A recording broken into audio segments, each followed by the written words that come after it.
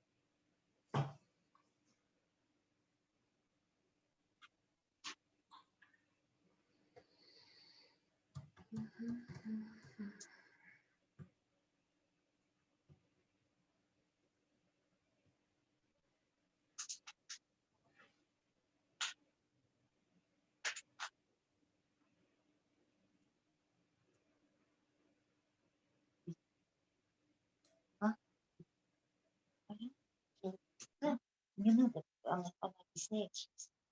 Нет, говорите, что ваши...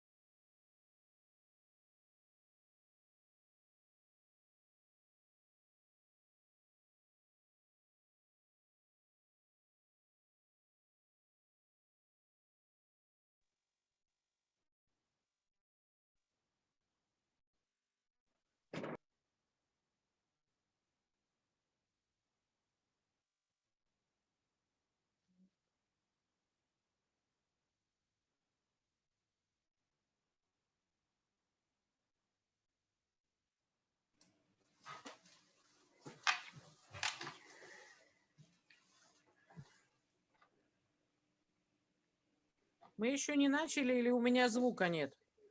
Нет, попросила Надежда. Доброе утро. Надежда попросила чуть подождать, подключение идет еще. Ну да, видно, что люди подключают. Ага, поэтому попросили подождать. Ждем.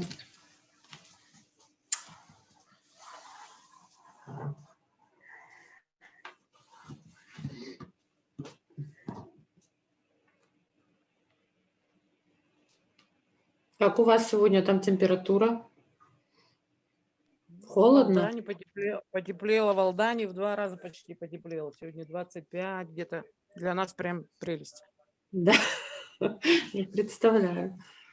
В Хангаласском Улусе минус 46, актированный день, с 1 по 6 не учатся. Вот, а у нас половина. У нас половина от их температуры. И солнышко очень яркое. У вас, наверное, в связи с этим побегов нету с учреждений, да? Как обычно с вот учреждений таких побеги всегда есть, бродяжничество. В связи с морозами, наверное, у вас это количество У нас минимизировано. у нас работает водитель, который скоро пойдет на пенсию. И он вспоминает, как они убегали. Они в мае убегали, и директор их не искала до сентября, говорит. Потому что она прекрасно знала, что в сентябре Саши, Коли, Пети все соберутся к столовой, к теплу. Поэтому Ну, я всегда- показатели были приличные. И ребята выросли неплохие, кстати. Ага. Оба работают, два парня, вот, ну уже все, им на пенсию уходить. Представляете, всю жизнь прожили практически в детском доме. А нас сейчас тут- детям все равно, какая температура на улице. Да. Если Любой они бегут. хотят, они убегут в любой момент. У нас летом убежали дети, кого директор усиленно устраивала на гостевой. Они попали в июне на гостевой, а мы сидели на карантине, закрытые, да, мы для них пели, плясали, тут организовывали мероприятия. А они сходили на свободу, посмотрели, как там молодежь живет. Ну и в августе месяце поднялись и пошли жить, как все. Так что То есть жизнь делает свое. Так что гостевой нельзя режим же, что- способствовал, да? Да, получается, они побывали на свободе, хватанули этого глотка. Говорят, что все без масок, все неограниченные ни в чем. Ну и рванули туда, где были. У нас, кстати, тоже воспитанники. Вот ваш пример тоже вы привели. У нас воспитанники работают в детском доме многие. У нас девочка и психологом, у которой я начинала когда-то воспитателем работать. Психолог, замдиректора, водители, сторожи. У нас много воспитанников, кто работает. Приходят после окончания профессиональных учреждений работать. Ну тоже, да, как показатель, мне кажется, когда в детском доме хороший коллектив и такая безопасная среда, то они готовы туда вернуться и на работу. Ну вот сейчас вас слушает соцпедагог, которая буквально 6 лет назад или 7 уже выпустилась. Сначала среднее профессиональное получила, потом выучилась на соцпедагога и сейчас слушает ваши лекции. Здорово. Так что Здорово. она тоже в наших рядах. Здорово, потому что у них есть этот опыт проживания в учреждении, и вот при взаимодействии с детьми, с нашими, ну вот этот опыт хорош.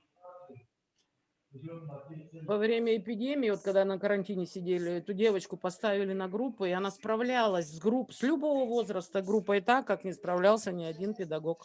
Они понимали ее с полуслова, без крика, без командного тона. Она подходила и делала то, что нужно, и они все понимали ее. Вот это здорово, да. Она знает подход. Здорово. Здорово, что есть такие у вас коллеги. Я предлагаю, знаете, Да. давайте начнем потихоньку, то мы много Да. времени теряем, я переживаю. Уже подключились, да. Да? Надежда, все, да, вы даете отмашку? Да, поэтому я предлагаю начать. Да, до меня дошел чат. Я прошу прощения, просто когда с презентацией работаешь, то не видишь чата. И вот Надежда, спасибо, переслала мне чат. Я выбрала. Спасибо, кстати, за вам большое за теплые слова, которые вы там пишете. Я выбрала, вопросы где-то ваши, то, что вы делились опытом, чтобы, как-то вот подытожить. Значит, что было у нас вот за 2 дня в обратной связи? Вопрос был такой: можно ли по отношению к воспитаннику, который ведет себя агрессивно, применить контейнирование, но при этом он не подпускает к себе? Прошу прощения, я что-то не перенесла вместе с вопросами от кого.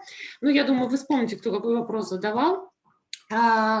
Значит, смотрите, если ребенок ведет себя агрессивно по отношению к окружающим, и это опасно, здоровье окружающих, это опасно для его самого здоровья, то, конечно, контейнирование нужно применять. Но здесь вот как обозначить контейнирование? Наверное, контейнирование, но, как я говорила, уже применив более физическую силу, потому что вы можете его не остановить. Ну, тут просто нужно применить почему? Потому что ребенок опасен, да, потому что ребенку нужно успокоиться. И поэтому нужно применить, найти силы применить контейнируем, где-то с ним уединиться, озвучить его чувства, что вы понимаете, что с ним происходит, назвать его чувства.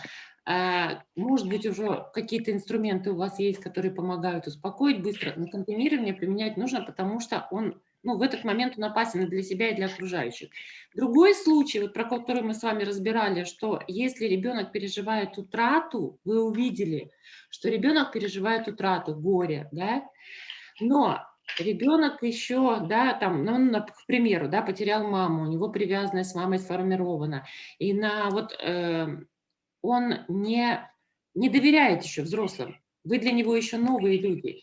И он не дает себе прикоснуться. Вот здесь нужно чувствовать и идти за ребенком. Если вы видите, что у него идет процесс горевания, но тактильно он не дает к себе прикоснуться, то, ну, просто посидите рядом, да, то есть просто побудьте рядом. Но вы считаете его, понимаете, все равно считывается. То есть готов он сейчас на тактильные утешения, на какие-то поглаживания, похлопывания ласковые? Готов ли он к этому, чтобы вы его там обняли, прижали?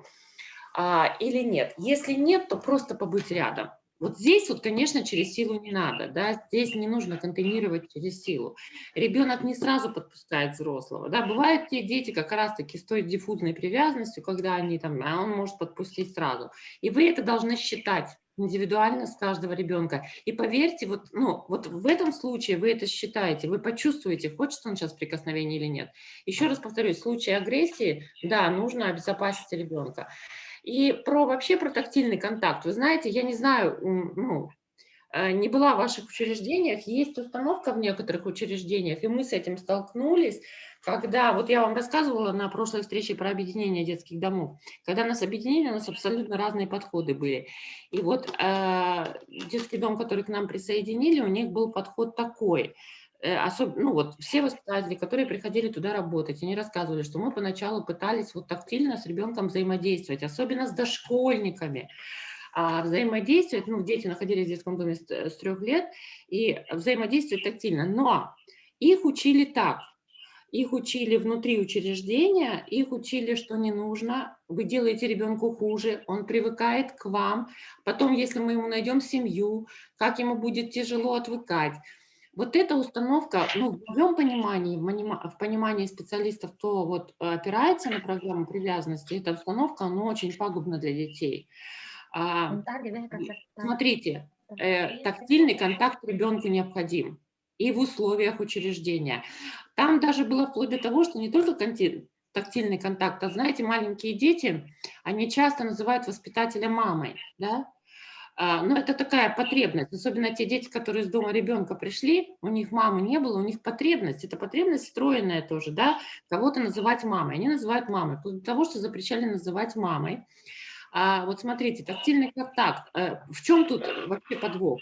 Неправильная установка, что если ко мне ребенок привыкнет, потом сложно ему будет привыкать в семье. Да, у него будет тоже процесс там значимого воспитателя, какой-то ну, утрата, да, потеря, когда он переходит в семью.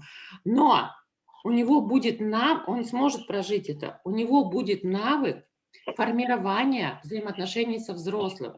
У него будет кредит взрослому. И дальше в семье ему легче будет адаптироваться. Это знаете, как навык. Вот представьте, что вы, ну, к примеру, да, если там кто вяжет. Вот кто вяжет, спицами хорошо работает, да, умеет вязать. И потом вдруг вы, ну, по какой-то причине там 3-4 года не подходите. Если вам потом дать опять спицы, вы вспомните, может не так быстро и сразу, но вы вспомните, потому что у вас этот навык есть за спиной, у вас есть этот жизненный опыт. И поэтому, ну это точно так же, как на свечках привести пример. Когда вдруг, ну, потушили свет, в старые времена, как было часто, вспомните, свет отключали, там не было фонариков, не было каких-то приспособлений, люди пользовались свечкой, да мы и сейчас иногда пользуемся свечками. Вот какую свечку легче зажечь? Новую или которая была в употреблении? И мы все знаем, что ту свечку, которая была в употреблении, ее легче зажечь, потому что она уже горела. Здесь то же самое. Если у ребенка уже были сформированы отношения успешные со взрослым, он получил тактильный контакт, у него хорошие доверительные отношения, то в новой семье он сможет их снова построить, потому что у него есть этот навык. Почему мы и говорили, вот дети с депривацией, нет вообще навыка значимого взрослого, и они намного сложнее адаптацию проходят, и вообще эту травму, это очень травма такая тяжелая, которая тяжело поддается реабилитации. Вот здесь то же самое. Не бойтесь строить доверительные отношения честные с воспитанником, не бойтесь давать тактильный контакт. Это не значит, что потом, когда он будет устроен в семью или выйдет за пределы учреждения, что вы его предали, что он к вам привязался. Нет, здорово, у него есть этот опыт построения отношений. Это про контейнирование. А вот еще был вопрос по контейнированию. Контейнирование конкретного воспитанника к педагогу может вызвать агрессию по отношению к нему других детей. Смотрите, но вы же не будете контейнировать только одного ребенка каждую свою смену. Вы же остальным тоже будете какую-то заботу, тепло выражать. Поэтому здесь, я думаю, то есть если тоже дети в группе привыкнут к тому, что каждый ребенок в группе получает от воспитателя, да, там не одновременно, а, естественно, в какие-то периоды в течение дня вот эти вот, вещи, то и не будет такой агрессии. Писали еще в чате, было, что ведется индивидуальный дневник наблюдения на каждого воспитанника. Не помню, какой-то вопрос это было, да, это, видно, был какой-то вопрос от меня. И вот про индивидуальный дневник наблюдения здорово, что вы ведете. Самое важное, насколько он вам нужен и насколько вы им потом пользуетесь. Вот плохо, что у нас так вот, дистанционный формат. Мне очень было бы интересно, если можно сейчас, чтобы я потом прочитала, в чате добавьте. Вот что он вам дает, индивидуальный дневник наблюдения, вот честно, и действительно, пользуетесь ли вы им? Потому что, все-таки наши бумаги, которые мы ведем, да, они должны работать на взаимоотношения с ребенком, то есть должны быть инструментом, должны помогать нам, а не просто для проверяющих органов. Очень часто все наши дневники наблюдения, все наши карты наблюдения, это больше отписка. Я не конкретно про вас сейчас, я вообще то, что в практике мы встречаем в учреждениях, это больше отписка, мы сами в свое время работали, сколько ввели этих индивидуальных дневников наблюдения, на группу риска отдельно, на каждого ребенка отдельно. И здорово, если эти дневники не заполняются формально. Сейчас я знаю, что многие учреждения, вот у нас в крае точно отказались от индивидуальных различных дневников, потому что есть единый документ по 481 постановлению, это индивидуальный план жизнеустройства ребенка, да? Индивидуальный план развития. Индивидуальный план развития ребенка. И вы, наверное, его ведете, и контролирующие органы его сейчас хорошо проверяют, и отдел опек, и прокуратура любит их проверять. И когда мы приезжаем в учреждение, нам говорят, что посмотрите, сколько у нас писанины, когда мы этого вопроса касаемся, когда мы начинаем говорить о том, что вот на тренингах тоже часто говорим со специалистами, кто давно работает. Я говорю, вспомните, когда у нас было по 25, по 30 человек на группе, и сейчас 8, да, пусть даже 10, но это же большая разница. Все-таки мы больше имеем шансов применять индивидуальный подход к ребенку. На что мне специалисты в некоторых учреждениях говорят, вы знаете, а у нас бумаг стало намного больше. И вот здесь вот мы просто в шоке, потому что по 481 постановлению у нас всего один документ на ребенка. Это индивидуальный план развития. И можно не вести никакие дневники наблюдения. Я сейчас не призываю, у вас у каждого свои правила, ради бога, я не призываю. Я просто говорю про то, что может быть в учреждениях вот еще об этом. Вы еще раз перечитайте 481, там можно вести только вот индивидуальный план развития ребенка. Важно, чтобы он был неформальный. Важно, чтобы там отражалось то, что вам будет помогать. Там же заполняет его консилиум специалистов, и там можно простроить очень хорошо по этому индивидуальному плану траекторию развития ребенка. Поэтому вот здесь вот эти вещи тоже, если мне Надежда напомнит потом, если кому интересно, по крайней мере, вот у нас в регионе нашу форму, которую разрабатывали специалисты у нас методического центра, созданной на базе одного из детских домов, признали самые лучшие. Ну вот, и это не то, что там по России самые лучшие, но, по крайней мере, когда вот ездили общественники с мониторингом учреждений по 481 постановлению, то они признали, что очень удачная форма, и они бы ее рекомендовали для других учреждений. Может быть, у вас тоже удачно, я не видела, и они не были во всех учреждениях, они вот, ну, просто у них был опыт в нескольких регионах, и они признали эту форму удачной. Если вы будете заполнять, там, не выбирать красивые фразы, обобщающие фразы, ответственные, трудолюбивые, выполняете режим дня, как мы любим себе писать, да, это все, а будете конкретно писать про ребенка, про его болевые точки, про его проблемы и про то, что у него получается, и про то, что можно делать, да, что дальше, как коррекцию проводить, как реабилитацию проводить. Это будет действительно ваш рабочий инструмент. Сладкими подарками, оказывается, мы травмируем наших детей. Но из опыта бывшие воспитанники очень хорошо вспоминают об этом периоде зимних каникул. Я поняла вот из этого, ну, из этой информации в чате о том, что когда я говорила про сладкие подарки, что они травмируют, вы на себя приняли. Смотрите, ну, конечно, сладкие подарки должны быть. Это же детство. Мы говорили про то, когда их безумное количество. Но я не знаю, как у вас, правда, но вот когда у нас сладкие подарки, там на Новый год выдаем, на Старый Новый год выдавали в учреждения, на Рождество еще и оставались, это здорово, это хорошо, что у детей нет, ну, у детей есть вот насыщение в этом. Но у нас спонсоры заваливают этими подарками, заваливают бытовой техникой. Почему мы говорили, что мы же это говорили под каким углом? Что у детей формируется потребительское отношение. И здесь не только про конфеты мы говорили. Вспомните, я вам рассказывала, сломался телефон или в порыве гнева кинул, разбил, да ничего, сейчас найдут нового спонсора и новый купят. Или там телевизор на группе разбили, новый купят. И они, вот если в семье дети видят, как дается это родителям, что не сразу, если я разбил телефон, мне сразу завтра купят новый, если у семьи нет такой возможности. Или даже если у семьи есть возможность, то семья все-таки сделает так, чтобы последствия наступили, если это ребенок сделал не нечаянно, ну, специально, то семья все-таки выдержит какую-то паузу. А здесь потребительское отношение, я демонстрирую всему миру, что я сирота, и мне все это дают. Вот с этой установкой очень часто наши воспитанники выходят за пределы учреждения. А как это формируется? Вот как это формируется? Это формируется бесконечными подарками и спонсорской помощью.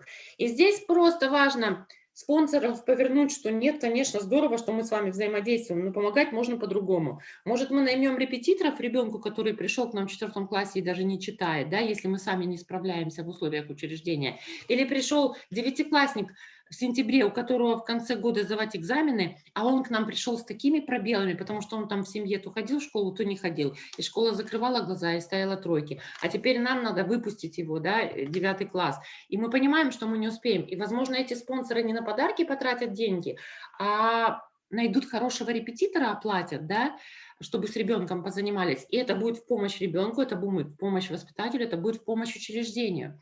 Вот сейчас больше ориентированы, все-таки ориентируют спонсоров на эту помощь. Это вот про подарки.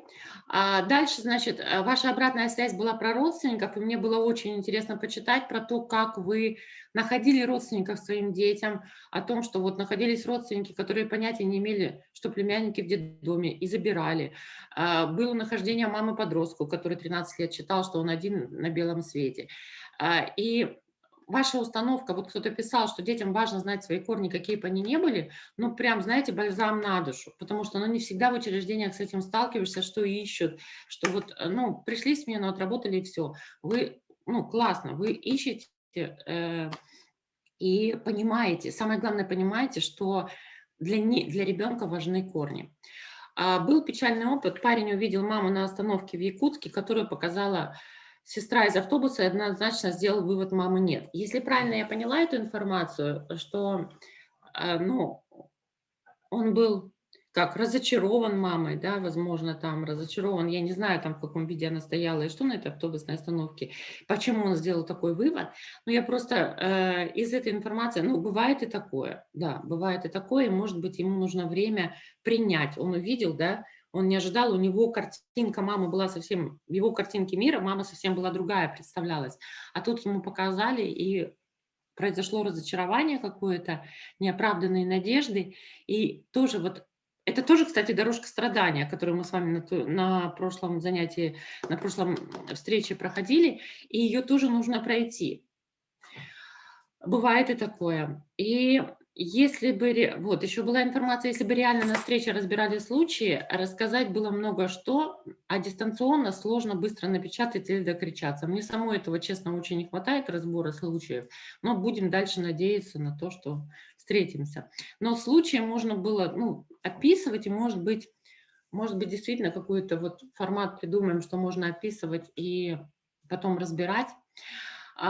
Вопрос был еще вот такой из чата, это последний вопрос. Как вы относитесь к тому, чтобы воспитанники завели себе питомцев? Вот честно, мое отношение, я только за, но я знаю, что у нас замечательный детский дом, у нас очень хороший директор, очень хороший персонал. Вот в Уссурийске, где я работала 20 лет.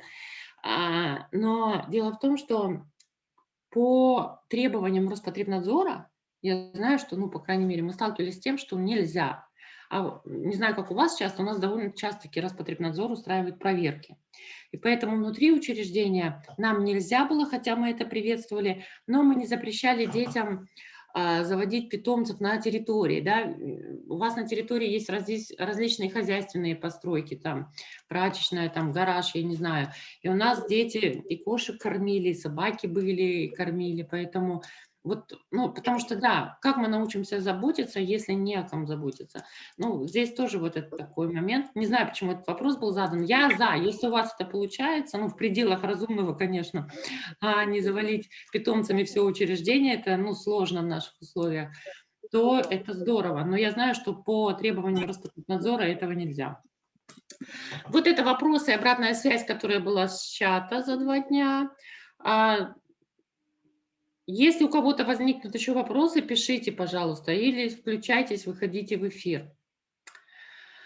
Ну и переходим, тороплюсь уже, потому что перейти к теме, чтобы как можно больше сегодня еще поговорить и, ну, дать. На прошлом не все успели. Смотрите, мы сегодня поговорим о поведении трудном для нас, что мы можем делать, как создать эту среду терапевтическую в учреждении, то, что это точно в наших силах, и я думаю, что вы ее создаете. Многие еще в чате писали, что все, что вы говорите, подтверждается опытом, и это здорово. Я тут не претендую на гуру, который вам что-то нового много расскажет, но иногда для того, чтобы увидеть результат, знаете, работаем, и кажется, результата в работе нет. Но когда вот на таких мероприятиях вы получаете подтверждение своему опыту, это тоже здорово, и спасибо вам за эту обратную связь. И я думаю, что много из чего мы сегодня проговорим, я больше чем уверена, вы делаете. И, ну вот перед нами ребенок, как ни крути, вот то, что мы с вами говорили, но у нас ребенок, у которого все-таки травматический опыт, перевешивает ресурсы, потому что, ну, если бы он не перевешивал, он бы не оказался здесь у нас в учреждении. То есть даже дети, у которых есть травматический опыт, но есть благополучное социальное окружение, друзья семьи, родственники семьи, он не оказывается в учреждении, он все-таки больше получает на чашу ресурсов. Мы не можем с вами вот это вот травматический опыт отменить, мы не можем его никуда деть.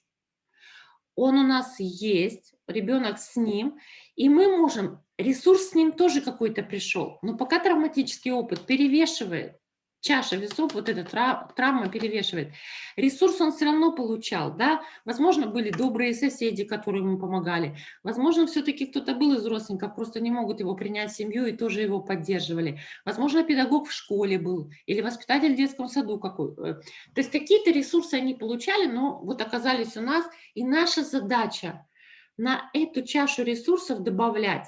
Отменить не можем, но добавлять, чтобы эти весы начали наклоняться все-таки в сторону ресурсов. Поэтому я вот картинку такую выбираю, чтобы вам наглядно видно было. И мы по крупицам потихоньку добавляем на эту чашу, чтобы ребенка реабилитировать и помочь ему.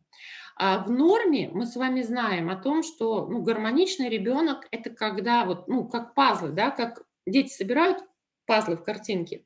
И гармоничный ребенок – это когда и физическое развитие, и интеллект, и социальное развитие, эмоциональное развитие, они все соединяются в одну картинку, они все примерно на один возраст. Да? Бывает там плюс-минус небольшие отклонения, где-то там ребенок там интеллектуально, может, немножко отстает, но вот физическое, эмоциональное, большинство всех сфер развития на одном уровне. Вот тогда пазл складывается. У нас, к сожалению, с вами дети, у которых пазл не складывается. Если вы свой опыт поднимете и вспомните этих детей, у них дисгармония в развитии, да, у них, вот если мы изображаем, ну, то есть мозаика развития, если у нас вот в виде кирпичной стены, часто вот, ну, сейчас сравнивают, да, с кирпичной стеной, если ребенок гармонично развит, то вот у него все эти сферы, физическое развитие, внешность, поведение, социальные навыки, интеллект, эмоциональное развитие, сексуальное развитие, они все как бы на одном уровне, и такая ровная стеночка у нас возвышается, возвышается. Помните эту лесенку, да, периоды, там, дошкольный, младший школьник, и постепенно он растет, получает ресурс, программа привязанности работает, и он развивается. Мы с вами получаем ребенка, у которого вот в этой кирпичной стене, ну, образно говоря, есть дырочки, да, провалы. Они бывают разные. Бывает отставание в интеллектуальном развитии там, и в поведении, бывает интеллектуальное развитие отстает, все остальное вроде даже выше нормы. Да? К нам пришел ребенок, который выполнял роль взрослого, и у которого социальные навыки, поведение, ну, совсем не на его возраст, а наоборот выше, но какие-то другие там эмоции, чувства могут отставать. То есть у него вот эта стеночка, ну, неровная, но представьте, если эти провалы, да, то она не будет, она, ну, просядет, да, провалится. И поэтому мы должны это понимать. Мы не должны к нему относиться, как я говорю, как к ребенку, который вырос в благополучной семье. Помнить об этом. Причина в чем? Причина в поведении, причина в развитии. А мы же сразу начинаем, ну, как бы максимально требовать и и школьных успехов, и изменения поведения, и чтобы ребенок находил такие конструктивные выходы из конфликтных ситуаций. Этого не может быть, потому что стенка порушена, и нам с вами ее постепенно нужно наполнять. Вот эти пустоты нам постепенно надо будет заполнять их. С чего мы начинаем? Конечно, это создание среды. Да? Вообще, две главные задачи, для чего мы работаем в учреждении, по 481 постановлению, кстати, это подготовка детей к переходу на воспитание в принимающую или возвращаем в кровную семью, вы знаете, да, и в индивидуальных планах развития ребенка мы прописываем об этом, что, да, готовим мы его куда? К возврату в кровную. Если мы оценили ресурс кровной семьи, ее можно восстановить, значит, мы готовим ее к возврату в кровную. Если мы понимаем, что там возврат невозможен, то мы готовим его к переходу на воспитание в принимающую семью. И мы с вами не в розовых очках здесь, потому что мы все в этой системе много лет, и мы понимаем, что мы не всех детей можем устроить в семью. Как бы от нас не хотело этого государства, но у нас большое количество детей еще остается в учреждениях, и это, к сожалению, будет. Тем более сейчас, в последнее время, многие говорят о росте возврата из замещающих семей, да, детей. То мы готовим, еще одна задача – это подготовка и поддержка детей к переходу в самостоятельную жизнь. Да? То, вот на что, кстати, направлен проект фонда «Семья для ребенка», это по социализации каникулы с пользой. Мы должны его подготовить к самостоятельной жизни. Если он выходит из учреждения, а не из семьи, то здесь наша ответственность. И вот самое главное в среде, в которой ребенок растет у нас, мы должны организовать заботу с уважением. Потому что помним, да, установка, я вам говорила, когда мы разбирали программу привязанности, я не могу дать тепло, любовь и заботу, если я не получал сам этого. И большинство, если наших детей не получали, то наша задача вот здесь, в учреждении, дать заботу с уважением. Забота бывает разной, и я думаю, что вы об этом знаете. Забота купать, кормить ребенка, ну, если это дошкольник маленький, купать, кормить ребенка можно по-разному, да, узнавать про его успехи можно по-разному. Бывает забота формальная, я пришла на смену, и мне нужно сделать, и бывает забота с уважением. Вот это разные вещи. Если в учреждении оказывается забота с уважением, поверьте, воспитанники откликнутся. Даже самые... Мы говорили про отморожение чувств, про диссоциацию, защитные механизмы, которые срабатывают в детстве у ребенка, и поэтому потом ему не больно, не холодно, он не чувствует температуры, и также он не может почувствовать, что я там расстроилась или мне больно. И вот даже эти дети с такой сложной травмой, если они длительный период находятся в условиях заботы с уважением, они оттаивают. Ну, быстро пройдусь про 5 базовых принципов помощи детям в учреждении. Я думаю, что вы их всех знаете. Ну, повторимся. Это вот обеспечение защиты и безопасности ребенка, удовлетворение потребностей в развитии и преодоление задержек в развитии, поддержание связи между детьми и их биологическими семьями, про что иногда забываем, и создание для детей постоянной, безопасной, семейно ориентированной среды. Заметьте, я постоянно называю семейно ориентированная среда. Нельзя сказать, что учреждение – это семья, и нельзя об этом говорить детям. Ну, чтобы не было подмены понятий, чтобы не было смешения вот этих понятий у ребенка в голове, особенно у того, который не имеет опыта воспитания в семье. Мы не семья, мы учреждение, но мы работаем, вот создаем такой семейно ориентированный подход в своей работе. Почему? Потому что если ребенок не имел опыта в семье, помните, да, когда они привязываются к группе, у них нарушение привязанности.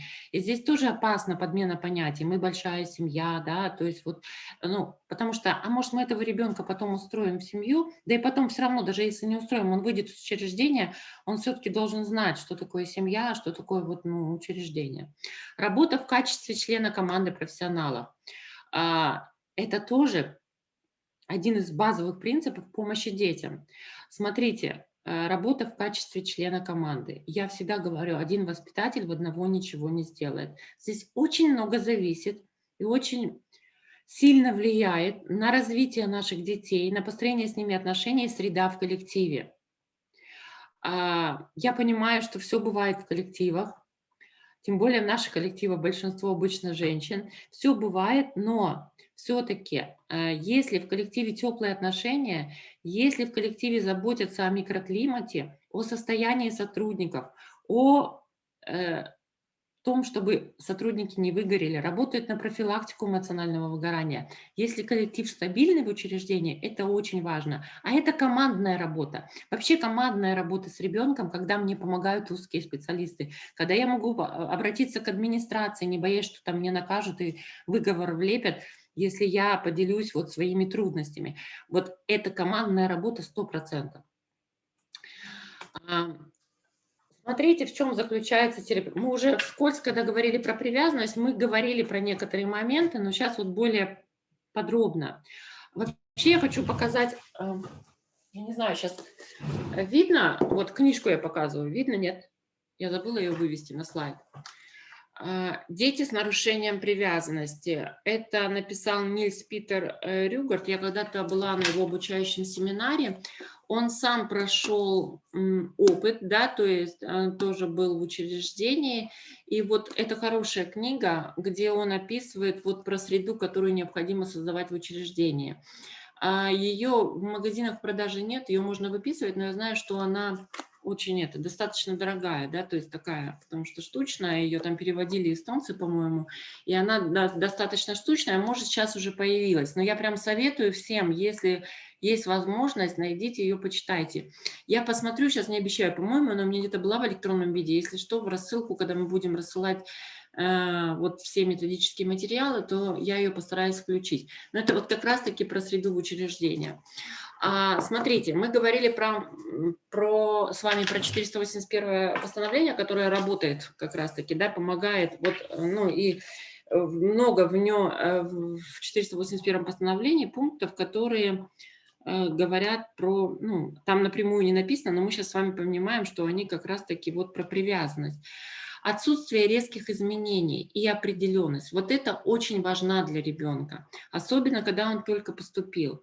Вы понимаете, что очень часто ребенок не понимает, что будет завтра, вообще что с ним происходит, да, если взрослые дети как-то там между собой общаются, и там, например, наши дети, прежде чем поступить в детский дом, в реабилитационном центре находятся и там общаются, они как-то понимают, куда они едут и вообще, что с ними происходит, то дети, дошкольники, они вообще не понимают. А если, например, у вас, я не знаю, как у вас в регионе, есть ли реабилитационные центры, приюты по-старому назывались, перед детским домом, или из семьи, когда изымают, сразу к вам привозят, если это вообще дошкольники, там вообще иногда ситуация, что его могли обмануть, да, сказать, что везут в детский сад, или вообще могли ничего не говорить. Вот это очень страшно, вот это отсутствие определенности, и он не понимает, что будет завтра, это достаточно страшная история. И чтобы понимать, давайте сейчас проведем небольшое такое упражнение с вами. Я вас попрошу, у вас есть листочки, бумаги, ручки под рукой? Есть. Есть, ага. Прекрасно. Я очень попрошу, это для вас. Вы не будете, рассказывать мне свои ответы. Ответы конкретно точно не буду спрашивать. Про чувства спрошу, а про ответы нет. И поэтому даже если коллеги слушают группой, несколько человек, не нужно это делать сообща. Это работа с самим собой, со своими чувствами. Попробуем дистанционно. Конечно, это в группе надо, когда глаза в глаза, но попробуем дистанционно, чтобы вы поняли, что значит для наших детей стабильность. Сейчас будет 3 блока вопросов, да, я буду задавать вопрос, но он у вас будет и на экране, я буду задавать вопрос, ваша задача на листочке, не проговаривая вслух, вот написать ответ, хорошо? Будет 3 блока вопросов, по 3 вопроса. Первый вопрос, вопросы не надо переписывать, вы же для себя.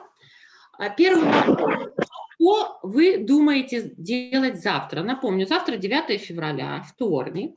И вот прям напишите, что вы думаете делать завтра, что планируете делать завтра. Я думаю, каждый из вас знает, что будет делать завтра. Напишите, не проговаривая вслух.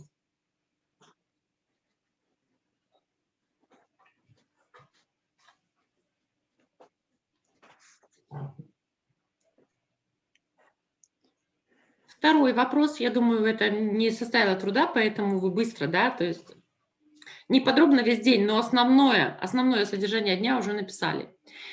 А второй вопрос, где вы собираетесь быть завтра? То есть в каком месте там, да? Где вы собираетесь быть завтра? На работе я собираюсь, или у меня выходной, я дома собираюсь, или я там еду к друзьям. Где вы собираетесь быть завтра?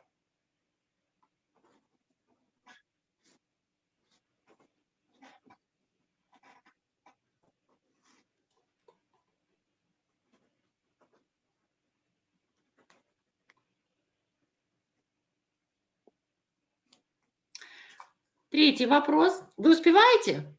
Дайте кто-нибудь обратную связь. Успеваете? Да, Да, успеваем. Ага. Третий вопрос. Кто будет с вами завтра? На кого вы можете рассчитывать? Кто будет с вами рядом завтра? На кого вы можете рассчитывать? Пропустила слово «рядом».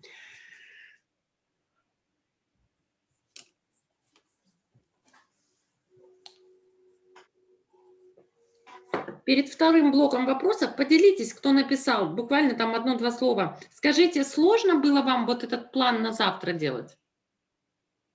Нет. Нет, почему? Нет. Все точно знают, что будут делать завтра и кто будет рядом? Да, у Да. нас как день сурка. Я точно знаю. Хорошо, прекрасно. Я думаю, что все точно знают, что будут делать завтра. Следующий блок вопросов, опять напоминаю, вслух не проговариваем, для себя пишем. Первый вопрос со второго блока, что вы будете делать через год? Через год, 8 февраля 2022 года, примерно представьте через год, что вы будете делать, как вы думаете?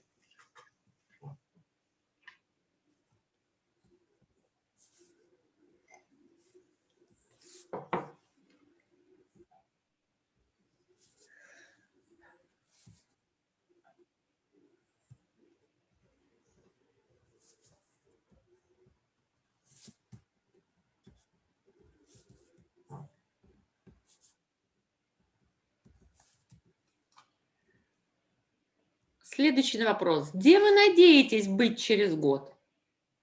Где вы надеетесь быть через год? В феврале 2022 года. Ну, дома, на работе, я не знаю. Может, там кто-то задумал переезд.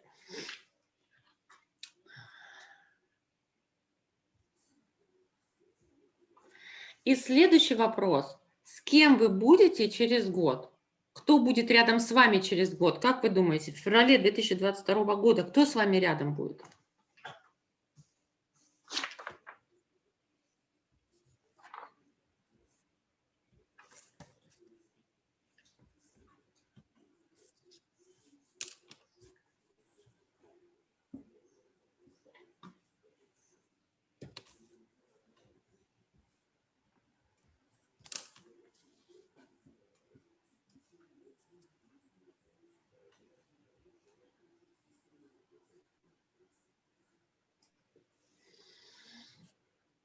Мгм. Скажите, пожалуйста, тоже там несколько слов буквально получилось написать вообще?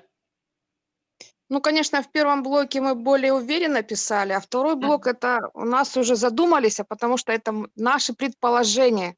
Заранее есть, стопроцентно знать, что будет через год, никто из нас не может. Ну да, Конечно, заранее. задумались, а уже тяжелее это все было. Но всем удалось все-таки написать. Да, все. Все Написали, конечно. равно удалось. Или есть те, кто не смог, да, то есть как бы даже примерно написать, что будет через год с ним. Мгм. Спасибо. И последний блок вопросов, и в нем будет первым вопросом, чего бы вы хотели достичь за следующие 5 лет? Ну вот в планах у вас 5 лет, да? Сейчас 21 год плюс 5, 26 год. То есть через 5 лет, в 26 году, чего бы вы хотели достичь? Может, вы уже думали, может, вы прописываете свой план, может, просто в мыслях вынашивали.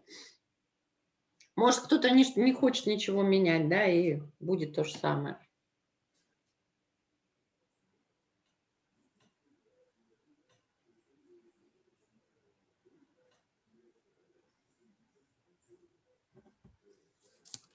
Аналогичный следующий вопрос. С кем бы вы хотели разделить ваши достижения? Вот с кем бы вы хотели, чтобы кто бы рядом с вами был через 5 лет?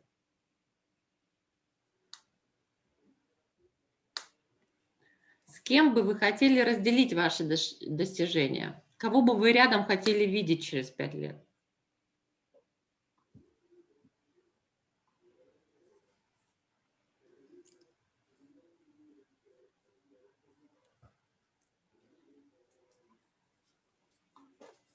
И последний вопрос. А где бы вы хотели быть через 5 лет? Да?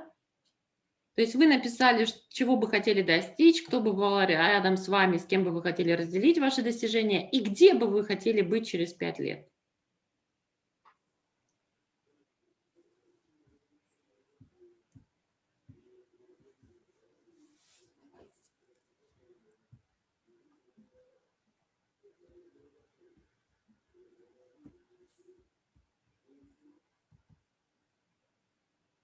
Спасибо. Скажите, всем удалось написать или есть те, кто не смог даже предположить? Сложно было писать? Нет. Для меня этот блок было легче писать, чем второй. Да? Даже легче, через Потому 5 легче? Ага. Конечно, потому что через год это уже как-то ближайшее будущее. Здесь задумываешься, а 5 лет это уже далекое будущее. Здесь уже наши мечты, наши хотелки. Так что Ага. это совсем по-другому. Ну, по крайней мере, они есть мечты и хотелки, да? Конечно. Еще кто-то хочет поделиться?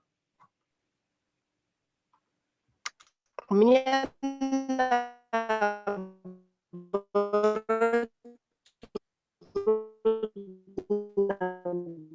Связь заикается, ничего. Эфир сохраняет наши тайны. Не слышно, к сожалению. Пожалуйста, напишите в чате.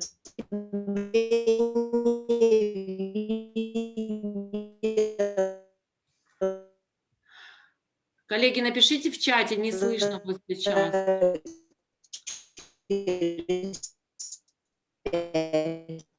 Ага.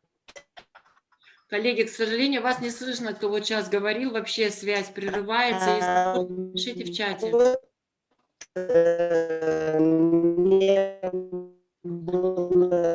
Как-то легче. Смотрите, что мы делаем дальше. Есть еще кто-то, кто Это хочет про меня, высказаться? наверное, да? Я вот хотела сказать, что мне на... Да.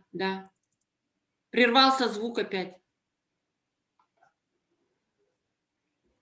Ой, как жалко. Как жалко-то со связью. Меня Мне было слышно, да? совершенно легко отвечать на эти вопросы быстро, четко, ясно. Никаких Всё. этих не Здорово. было. Спасибо. Еще. Меня слышно, да? Меня Слышно, слышно, да. да?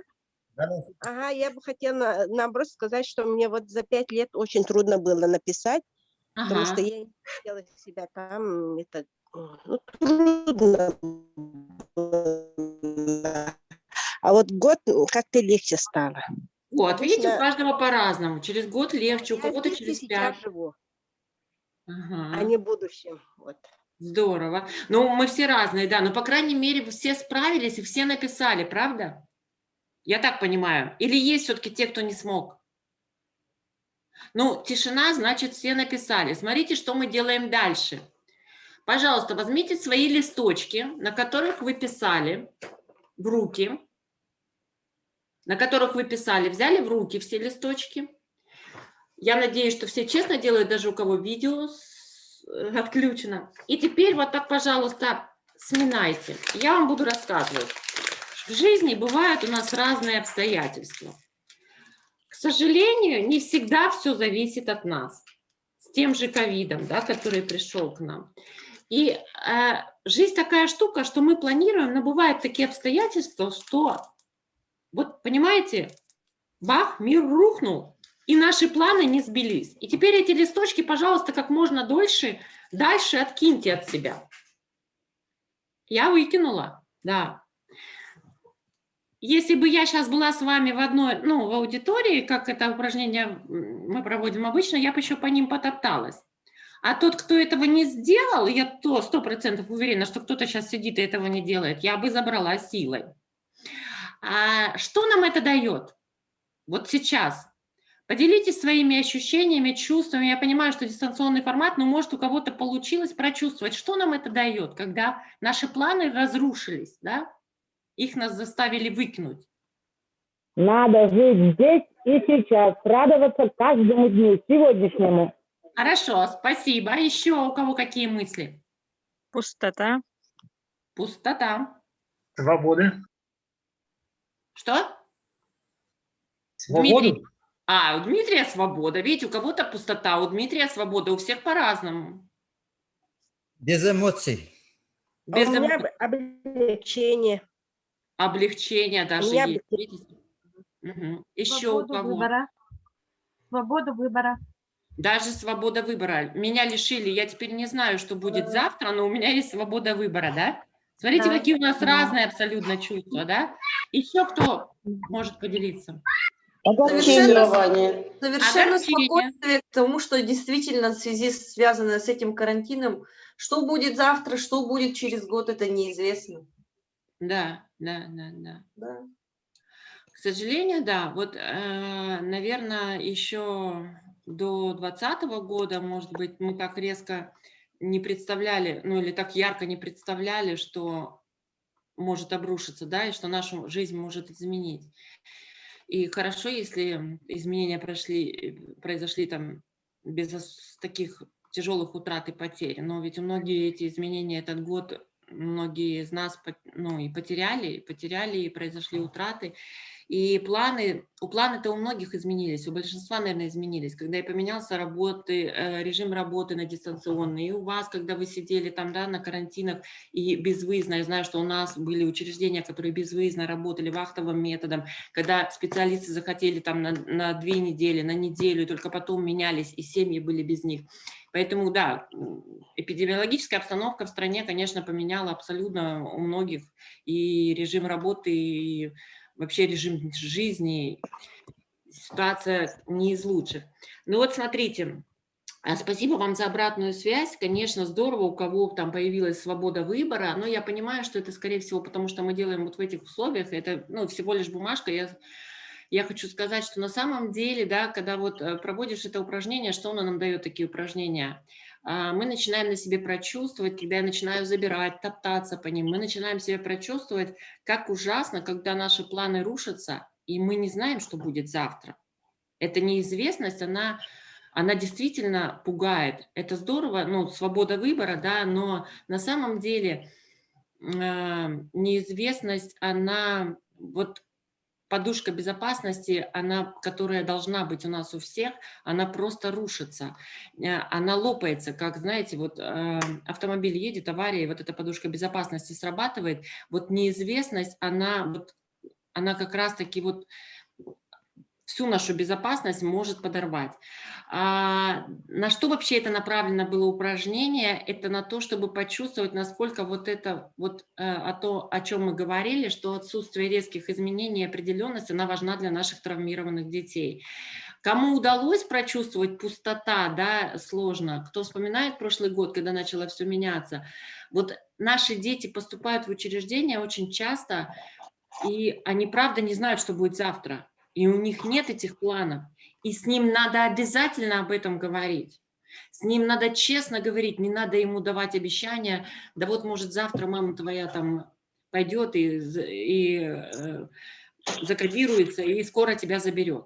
Я не говорю, что нужно говорить честно. Действительно, есть ли ресурсы у мамы, и действительно, что вы работаете на это, но не нужно давать ненужных обещаний. Внутри учреждения, среда в учреждении, очень важно. Мы же, вот смотрите, мы работаем, когда много лет, мы привыкаем. Я понимаю, что вы знакомите ребенка с учреждением, когда он поступает, рассказываете про режим дня, знакомите, где какой специалист сидит, проходите. 100% это у вас есть. Но ему важно это не один раз повторить. Нам кажется, мы его провели, познакомили с группой, рассказали про режим дня, познакомили там с соцпедагогом, с музыкальным руководителем, с тренером, и все. Для него это недостаточно. Он находится в стадии стресса, он пришел в учреждение, завтра он это уже все забыл. Поэтому с ним нужно часто проговаривать про то, какие правила у вас в группе, про то, он еще не знает, когда нужно куда отпрашиваться, когда нужно, куда идешь, что говорить воспитателю, он об этом еще не знает. И поэтому с ним нужно проговаривать это каждый день. Желательно, особенно для новеньких детей, каждый вечер, первое время, там первые недели, каждый вечер, когда уходите со смены, проговаривайте, что будет завтра. Кто завтра будет на смене, что завтра группа планирует делать. Ну, там, если школу, понятно, да, если это выходной, куда планируют идти. Вот это проговаривание, что будет завтра, то, о чем мы сегодня с вами сейчас писали, вот это проговаривание, оно дает безопасность. Для нас это обычные вещи, мы их не замечаем. Дети в группе все это знают. А для новеньких детей это очень важно. С этого начинается формироваться среда. С нашей улыбки, как мы его встретили, иногда, конечно, ребенок должен понимать, что его здесь все-таки ждали. Хотя бывает, что привозят в ребенка, не знаю, как у вас, бывает, что у нас были случаи, когда ребенка привозили неожиданно. Но нужно сделать все, чтобы ребенок почувствовал, что он нужен. Пусть принесут кровать в спальню, если ее там нет, пока он находится в кабинете и знакомится там с соцпедагогом. Если его только привезли, соцпедагог принимает личное дело, пусть быстренько принесут кровать. Это будет здорово, когда он зайдет в группу, а ему скажут, вот твое место, да, то есть как бы вот здесь твоя тумбочка, вот здесь твоя кровать. Вот это такие базовые вещи. Почему я про них проговариваю? От этого зависит дальнейшее взаимоотношение с ребенком. Очень много зависит от первых дней в учреждении. И если он вот эту заботу почувствует, искреннюю заботу, там не надо там улыбаться, целоваться, обниматься, я имею в виду сильно улыбаться. Вот просто искренне, без какого-то лицемерия, просто сказать ребенку, ну, если вы видите, что он прям, ну вот, замкнут, что он закрыт сильно, просто озвучить, что я понимаю, сейчас тебе не хочется разговаривать, я понимаю, что для тебя это стресс, Я понимаю, что тебе сложно, но я готова с тобой поговорить, когда ты захочешь. И обязательно ненавязчиво вот этот план на завтра с вечера выдавать. Обязательно. В группе, что еще такое терапевтическая среда? В группе должно быть наличие ритуалов, традиций каких-то, да, потому что ритуалы – это повторяющиеся действия, да. Ну вот как маленький ребенок, даже вот грудничков, они же тоже, у них там ритуал вечером, да, там мама купает, дает грудь и отход ко сну. И для него купание, если его купают только вечером, то для него купание – это уже определенный сигнал, да, то есть уже есть порядок действий отхода ко сну. Дошкольники у всех по-разному. У кого-то мама успевает сказку почитать каждый вечер, и ребенок без этого не уснет. И этот ритуал, эти традиции, они снижают стрессовая ситуация, что и сегодня, и завтра, и послезавтра будет так же, да, то есть вот это наличие ритуалов очень важно, и у вас в группе должны быть свои ритуалы. Понятно, что у вас есть в учреждении какие-то принятые традиции, да, там, я не знаю, большие там какие-то мероприятия, праздники. Я сейчас про другие традиции, про традиции внутри группы, какие-то бытовые. Как вы уходите со смены, что вы им говорите, или как ночной воспитатель их укладывает спать. И вот эти ритуалы очень важны. Да? Желательно, чтобы эти ритуалы поддерживали все 3 педагога, или сколько у вас на группе работает, у нас работало 3 воспитателя, да? Обязательно посмотрите, да, какие у вас есть ритуалы, традиции в группе, их нужно обязательно вводить, потому что это снижает стресс, это дает безопасность, и от этого ребенок успокаивается. Ну, про заботу с уважением я уже говорила, не буду останавливаться. Дальше стабильный коллектив воспитателей, помощников воспитателей. И минимизировать переводы детей из группы в группу. Тоже на прошлой встрече и на позапрошлой мы много об этом говорили, почему это нужно. Теперь вы понимаете, что программа привязанности работает, когда есть постоянный взрослый. Формирование привязанности, доверия к взрослому идет, когда есть постоянный взрослый. Поэтому смена много взрослых перед детьми – это не есть хорошо. И здесь тоже вот какое учреждение строит свой график. У нас, например, воспитатели, вот из своего опыта говорю, у нас даже трудовая инспекция как-то занималась разбирательством этим, не нарушает ли администрация там закон. У нас воспитатели работали день через 2, да, то есть как бы летом там по 14 часов, по-моему, зимой по 13 часов, да. Воспитатель заступает с утра, и до самого вечера нету смен. Ну, на ночь приходит помощник воспитателя. В каждом учреждении по-своему. Смотрите, чем это хорошо для наших детей. Нет в течение дня. Мы же с вами тоже все разные, с разным темпераментом, с разными подходами, с разными инструментами. И ребенок с утра встал, пришла Мария Ивановна, и он уже настроен на нее, он ее уже знает. Он знает все ее инструменты, все ее фишки, он знает, как с ней взаимодействовать, и целый день у него один постоянный взрослый. Есть учреждения, которые работают по полдня. С утра до обеда один воспитатель, с обеда до вечера другой. Это не есть хорошо для наших детей. Я понимаю, что это какие-то внутренние, может, порядки, может, так удобнее, но это не есть хорошо для наших детей. Поэтому вот даже в этом, когда работает постоянный воспитатель, у детей эмоциональный фон лучше. И минимизировать переводы детей из группы в группу, это тоже очень важно, да, то есть как бы, чтобы у детей постоянный был и детский коллектив. В наших условиях это и так сложно сделать, потому что у нас постоянно движение воспитанников. Одни выпускаются, новые приходят, одних устраиваем в семью, из семьи идет возврат. У нас и так достаточно движухи вокруг наших детей постоянной, в отличие от семьи, и поэтому хотя бы минимально минимизировать переводы детей из группы в группу, это в наших силах. Если это, конечно, там, ну, не в интересах ребенка. Создание условий для возврата на более ранний уровень развития, регресс. Я тоже мы про это говорили, когда говорили про привязанность, что вы теперь должны понимать о том, что регресс – это защитный механизм и очень хороший. И когда происходит адаптация у ребенка, когда он начинает доверять взрослому, он может откатываться назад. И вот здесь важно в терапевтической среде создавать эти условия, чтобы где-то он мог поиграть. Может, это релаксационная комната, если он стесняется, взрослый стесняется это делать при детях. Где-то он хочет покачаться у вас на руках и стесняется при группе, значит, вы, ну, возможно, там как бы есть возможность у вас уединиться. Поэтому здесь важно, если вы видите, что ребенок регрессирует, важно ему подыграть. Всегда говорят, какой выход? Передо мной там 15-летний превратился в 5-летнего. Какой выход? Вот вы видите перед собой 5-летнего, значит, и взаимодействуете с ним как с 5-летним. Дальше он станет на свой уровень. Не надо призывать ему к тому, что вот как ты себя ведешь, ты должен вести себя по-другому, если, конечно, это регресс. Принимающее социальное окружение без подростковой преступности внутри учреждения и вне. Но я думаю, что тоже как бы у нас сейчас все-таки в учреждениях намного меньше подростковой преступности. Для преступности есть свои учреждения, спецшколы, если там действительно уже такой ребенок с криминальным прошлым. И я думаю, что здесь тоже нет проблем. Здорово, когда у вас, ну, вы же знаете, в подростковых коллективах всегда есть лидеры, да. Здорово, если у вас сформировался такой лидер в группе, если у вас даже разновозрастная группа, и у вас сформировался лидер в группе и положительный лидер в группе. Это просто классно, то есть как бы. Но это абсолютно разные вещи с дедовщиной. Что еще страшно? Что социальное окружение в учреждении не должно быть дедовщиной. Вот здесь ответственность взрослых.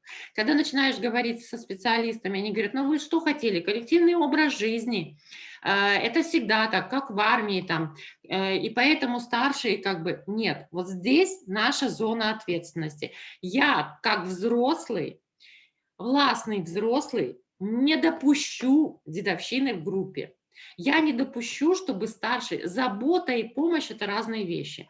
Но чтобы старшие пользовались младшими, чтобы старшие заставляли, чтобы применялось эмоциональное или физическое, не дай бог, насилие, здесь наша зона ответственности. И я точно знаю, что так можно, когда мне говорят, так невозможно работать. Я сама работала в учреждении, где, ну, просто у нас со стороны директора всегда пресекалось на корню. Если только какие-то вот прям зародыши дедовщины, это должно пресекаться на корню. Хотя в разновозрастных группах это очень часто бывает. Но если администрация учреждения, если воспитатели заинтересованы, этого не будет в учреждении. Дальше. Так, это мы с вами прошли. Пожалуйста, по ходу пишите вопросы в чат. Если что-то непонятно, немножко ускоряюсь, потому что времени все меньше. Смотрите, перед вами, сейчас скажу, что это. Вы, наверное, все, ну, все, кто с педагогическим образованием, все знают пирамиду потребностей Маслоу. Да? Я просто ее изображаю в виде лестницы, чтобы было более понятно и более легче нам разбирать. Мы все с вами вот здесь, как я говорила, уже самореализовались. И мы находимся вот на вот этой ступени потребность самовыражения. Потребность самовыражения, да, то есть мы с вами как профессионалы реализовались. Раз вас заинтересовал семинар, значит, вы занимаетесь самообразованием, вы хотите расти. И все это благодаря, кто-то как мама, как жена еще реализовался, как муж, как отец. И все это благодаря тому, что мы на этой ступени, потому что у нас предыдущие удовлетворены потребности. Смотрите, базовые, физиологические, в основе пирамиды Маслоу лежат физиологические потребности. Напомню, это еда, одежда, кровать, все это, вот эти потребности, мы знаем, что у нас есть где сегодня спать, мы знаем, что у нас сегодня, завтра есть что кушать и что одеть. Такие физиологические потребности наши удовлетворены. Вторая ступень – это потребности в безопасности. Смотрите, мы знаем, что у нас, в каком бы настроении мы ни пришли домой, да, даже если там у нас неприятности на работе, но у нас есть семья, которая нас примет. У кого-то родители, у кого-то муж, жена, у всех по-разному, но есть близкие, которые нас примут любыми. Даже если мы не успешны на работе, у нас неуспешный день, мы там получили кучу замечаний или там с ребенком конфликтовали и пришли такие неудовлетворенные, что не смогли, мы же все люди, да, и не смогли, и переживаем. У нас есть безопасная среда, где нас примут любым, больным, хромым. Вот эта потребность безопасности, где нам безопасно, вот она важна тоже. А потребность принадлежности любым. Мы с вами принадлежим к нескольким группам, к семейному клану, к трудовому коллективу. Может быть, еще там по интересам у вас, например, там, ну, собаки, там у вас есть там какая-то группа, вот кто именно любит собак там и занимается собаками, и дрессирует их, и вот, ну, по хобби, то есть разные группы. Кто-то ходит, занимается там, я не знаю, спортзал, и там группа создалась. То есть потребность наша обязательно принадлежать какой-то группе. Потребность в уважении и признании как раз-таки вот, ну, когда меня признают. Не просто, да, вот здесь в группе мы принадлежим группе, а еще есть потребность в уважении и признании, меня признают, меня как личность признают. И это очень важно. И только после удовлетворения всех этих потребностей, ну, кстати, вот потребность в уважении, если я сам себя уважаю, то меня окружают уважающие. Это тоже очень важно. Только после всех удовлетворения этих потребностей у нас есть возможность самореализоваться. Если нам завтра не будет что кушать, не будет где спать, и мы будем знать о том, что я не знаю, чем завтра кормить семью, я не знаю, что делать, да, вот здесь мы сразу скатимся туда, мы не сможем самореализовываться, мы не сможем расти, потому что у нас предыдущие потребности не закрыты, да, то есть потому что здесь где-то провал. Если у меня пропадет безопасность, я не могу самореализовываться. Вот это важно понимать, да, то, что это постепенно. Это, как я говорила, с первого этажа невозможно на 5-й этаж запрыгнуть, если дом без лифта, да, не пройдя все ступени. Поэтому вот это нужно держать в голове. Почему? Сейчас объясню, потому что дальше мы будем говорить, что происходит с нашими детьми. Ну, это вот я сравниваю просто с компьютерной игрой, знаете, во многих компьютерных играх, да во всех, невозможно прыгнуть на следующий этап, если ты не выиграл этот, да, не прошел этот. Вот с потребностями то же самое. Если ты не прошел предыдущий, не удовлетворена дырочка, потребность не удовлетворена, ты не сможешь дальше двигаться. Смотрите, что происходит с нашими детьми. Ну, сейчас не будем углубляться, да, тоже посоветую вот такую книгу «Педагогика травмы», где подробно про это написано, что происходит в голове травмированного ребенка. Если вы про это, тут доступным языком все написано, и если вы будете про это знать, что происходит в голове нашего ребенка, вам будет тоже легче разбираться и понимать. Вообще просто скажу, что у нас две основные стратегии во время стресса, да, это вот побег, ну это я так изобразила, побег, или борьба. То есть если безопасность пропадает и мне становится страшно, какая-то стрессовая ситуация, то мозговой ствол – это там, где вот эти наши реакции записаны, вот в этой книге подробно описано, и как раз-таки выдает нам на бессознательном уровне, что мы или бежим, или начинаем бороться. Да бороться еще неадекватно. Но бывает еще третья стратегия – это замираем. Да? Вот смотрите, что происходит с ребенком, который имеет травматический опыт. Он к нам пришел в детское учреждение. Мы накормили его, напоили, мы сводили его на склад с одеждой, он выбрал себе одежду, получил хорошую одежду. То есть все физиологические потребности его мы удовлетворяем в учреждении. Изо дня в день, да.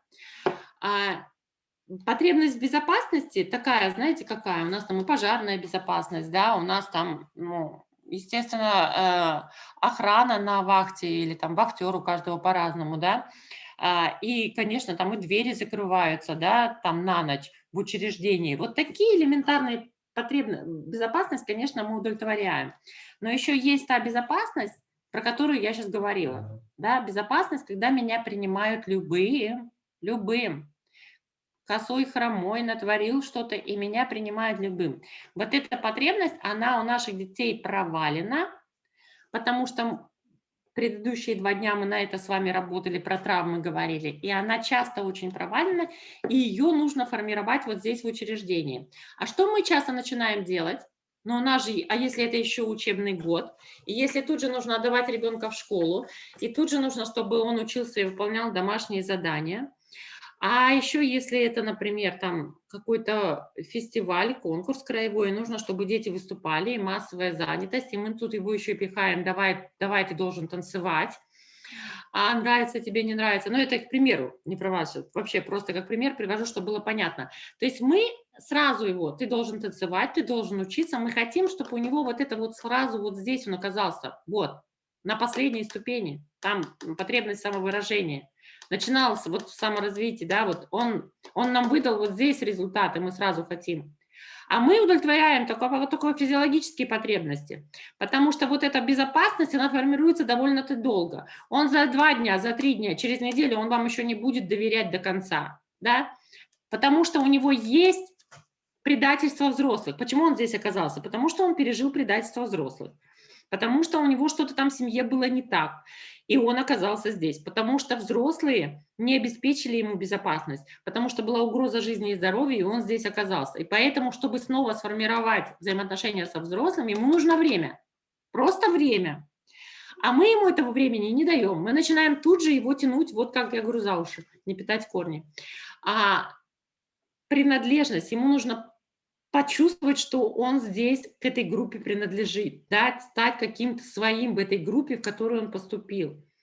И, конечно, потребность в уважении и признании. И он должен понимать, что он, да, он принадлежит этой группе, он теперь вот живет по правилам этой группы, но еще и он ценен для окружающих, для соцпедагога, для директора, для воспитателя, для медицинского работника. Он еще и ценен как личность, как отдельная личность.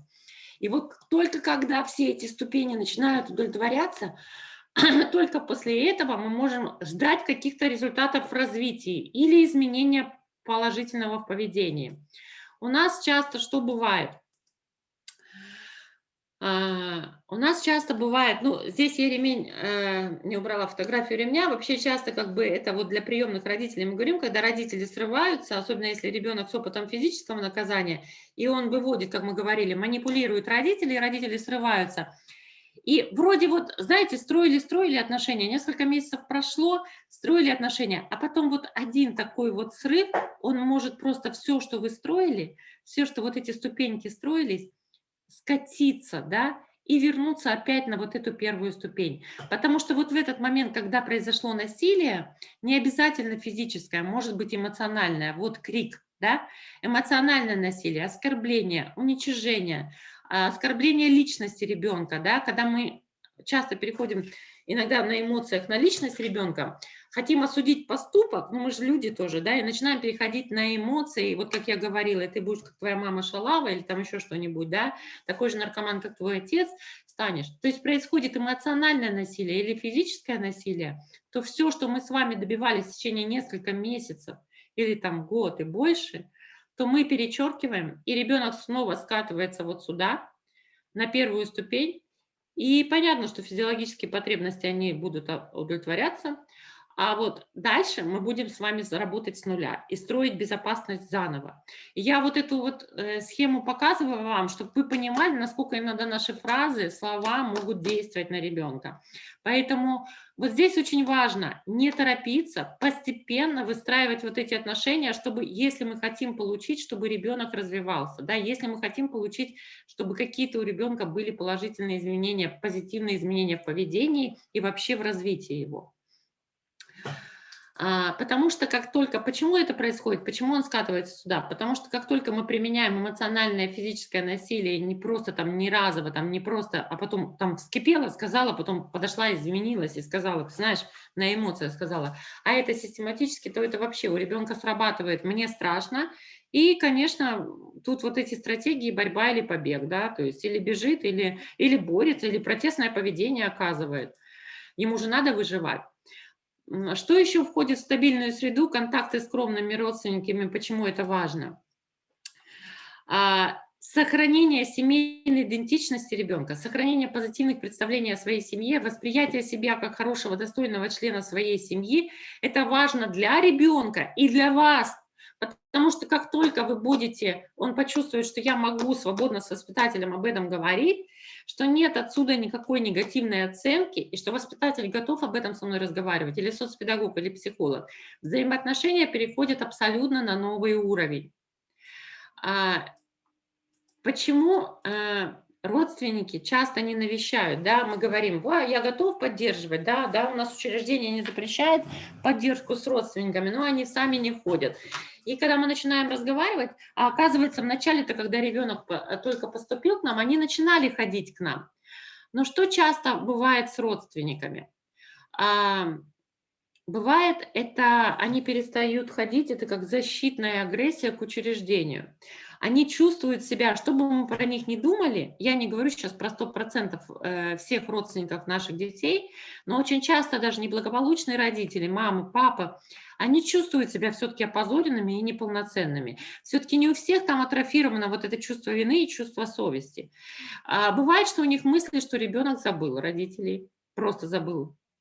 Бывает, что они не имеют представления, что вообще ребенок чувствует. Им кажется, что ну так хорошо, а мы же им еще внушаем, говорим о том, что смотрите, он накормлен, здесь чистая одежда, здесь все есть, да, и у них представление, ну, что ребенку так хорошо, а что он чувствует тоску по родителям, и что он чувствует, что родители перестали приходить. Поначалу приходили, вдруг перестали, это предательство или родственники.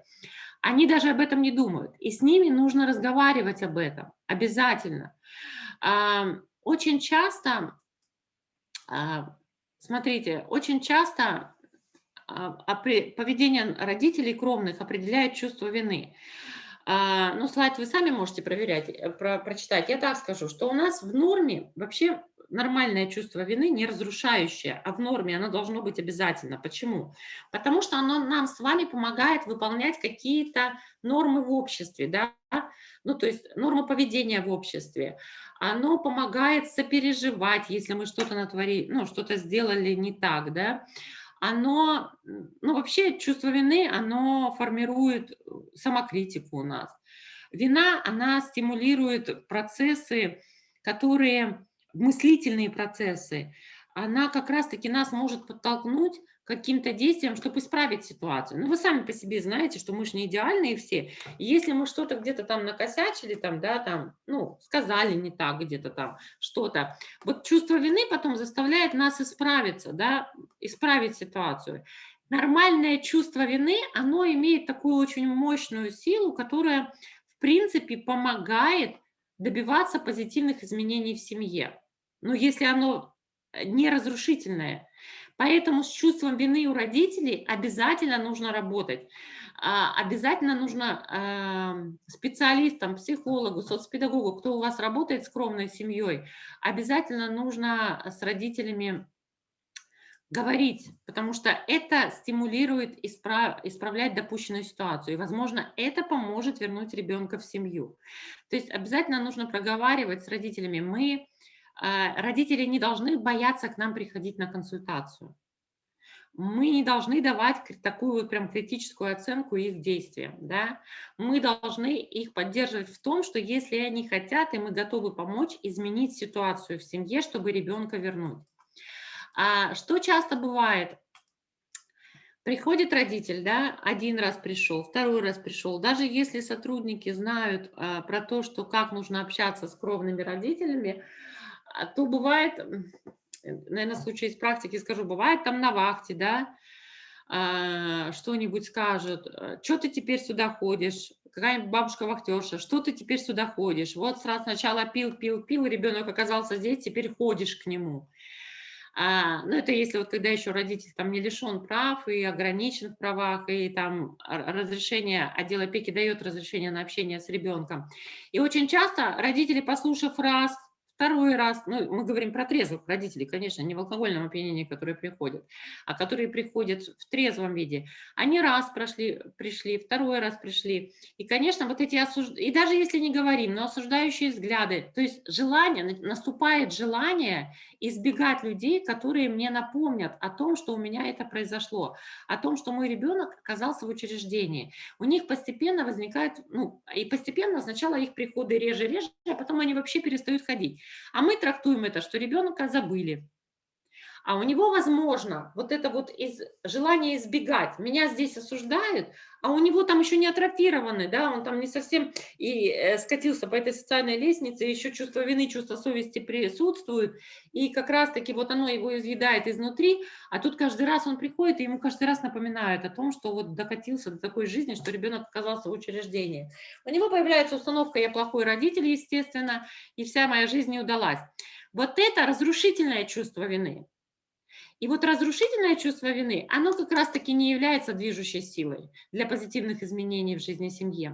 То есть родители опускают в конце концов руки, у него срабатывают вот эти защитные механизмы, я лучше туда вообще ходить не буду, чтобы вот это выслушивать. И постепенно, конечно, он не видится с ребенком. И постепенно вот эта привязанность, она начинает рваться. Привязанность, она вот этих испытаний не выдерживает. И ребенок думает, что родитель его забыл. А родитель думает, ребенку там хорошо, и чтобы вот не сталкиваться с этим, он перестает ходить. Возможно, вы в своей практике такое встретите. Я не говорю, что это про всех родителей. У нас абсолютно разные категории. Есть категория родителям, которые, конечно, эти дети не нужны, и они там и не будут ходить. Есть категория родителей, которые там возвращают только для пособий. Разные категории родителей. Но вот с этим, вот это действительно доказано исследованием, когда начали вот активно работать с кровной семьей. Вы знаете, да, что в последнее время показатели успешности учреждения, в том числе входит показатель в том, сколько детей в кровную семью. Если раньше сколько детей устроили в замещающую семью, то сейчас еще сколько детей устроили в кровную семью. Так вот, исследования проводились, это не пустые слова, исследования проводились, что очень часто у родителей вот это срабатывает разрушительное чувство вины. Поэтому здесь очень важно в учреждении все-таки этой теме уделять внимание, и все сотрудники, и сторож, и повар, все абсолютные нянечки, они должны понимать, насколько важна кровная история для ребенка. Не высказываться негативно, да, ну вот книгу жизни обязательно вам пришлю, вам легче будет работать по ней. И просто советую, напомню, прочитать книгу, которую я тоже вам вышлю. Сейчас я ее покажу.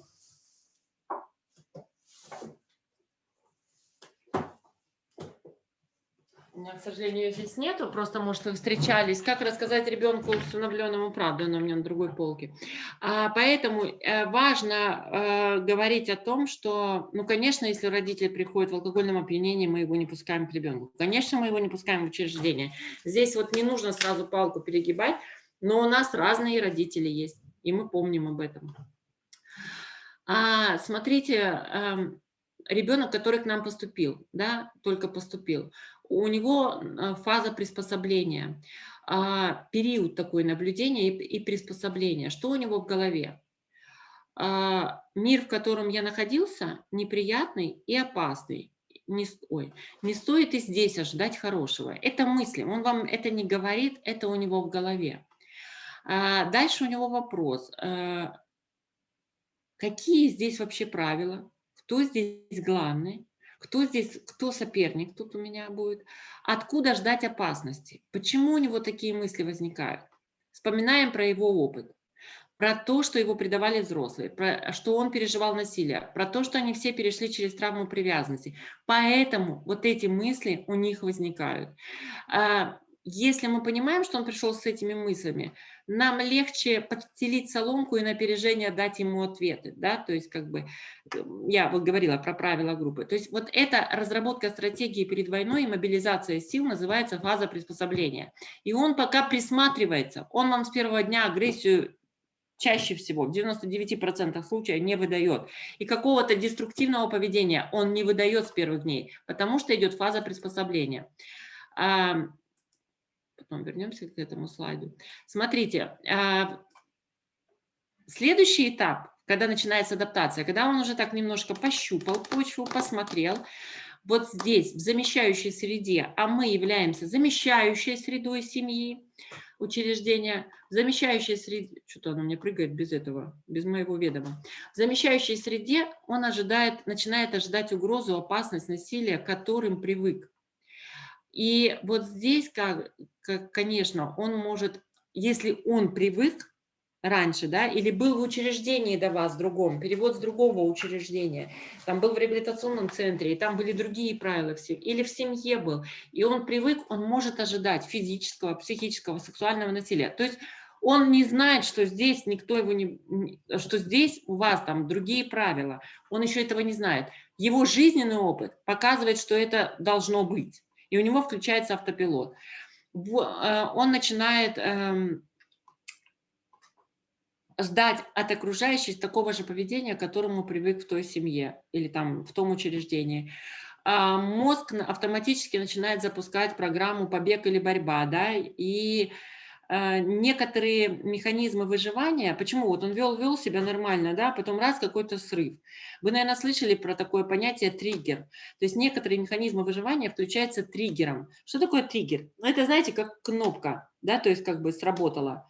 Вот вы сами в жизни, наверное, сталкивались с этим, что вроде как бы мы не помним какого-то события, да, но потом какой-то запах, какая-то обстановка, какая-то картинка или слово. И раз, вот, то есть, вот это послужило триггером, и у нас травматическое событие, которое с нами когда-то там произошло, какая-то неприятная ситуация, она раз у нас и всплыла. Вот здесь у него тоже, он может быть, вам кажется, что он уравновешенный, достаточно эмоционально устойчивый, но вдруг ребенка как подменили. Скорее всего, что за его травматическое прошлое, почему начинают срабатывать защитные механизмы, почему вдруг включается автопилот, и то, чем он защищался в семье, он начинает здесь применять, потому что у него какой-то опыт из прошлого всплыл, что-то послужило, да, то есть как бы послужило триггером. Вот сейчас приведу пример, может быть, не про учреждение, просто он у меня сейчас всплыл, чтобы понимать, что такое триггер. Семья. Устроили ребенка в семью. Кстати, про эту семью я вам рассказывала, где девочка выполняла роль старшего по отношению к брату и к бабушке, которая была прикована к постели. Я просто упоминала ее в другом ракурсе, но просто у меня сейчас был случай, когда мы их устроили, они у нас побыли, мы их устроили в приемную семью, ну, на другой территории, но они ШПР к нам приезжали, проходили. И поэтому сопровождались у нас, ну, дистанционно, по телефону иногда приезжали на консультации. И через какой-то период, прошло там 3 или 4 месяца, мальчику было 4,5-5 где-то так на тот период. И мама приемная мне звонит и говорит: Инна Юрьевна, представляете, что вчера было? Сидят с папой, смотрят, с папой телевизор, смотрят про животных, канал про животных. Папа любит, и он там рассказывал про животных, с одной стороны, да, то есть и ребенку развитие, то есть про животных рассказывает. Но тут на экране передача для животных, видно, была не для детей, происходит половой акт, сношение между животными. Да? Ну, в животном мире это так называется, сношение между животными. И говорит, Егор так напрягся, он, говорит, покраснел весь, говорит, я, говорит, боковым зрением вижу, ну, то есть она там что-то занималась бытовыми этими, она говорит, я вижу, что он покраснел, напрягся, я, говорит, даже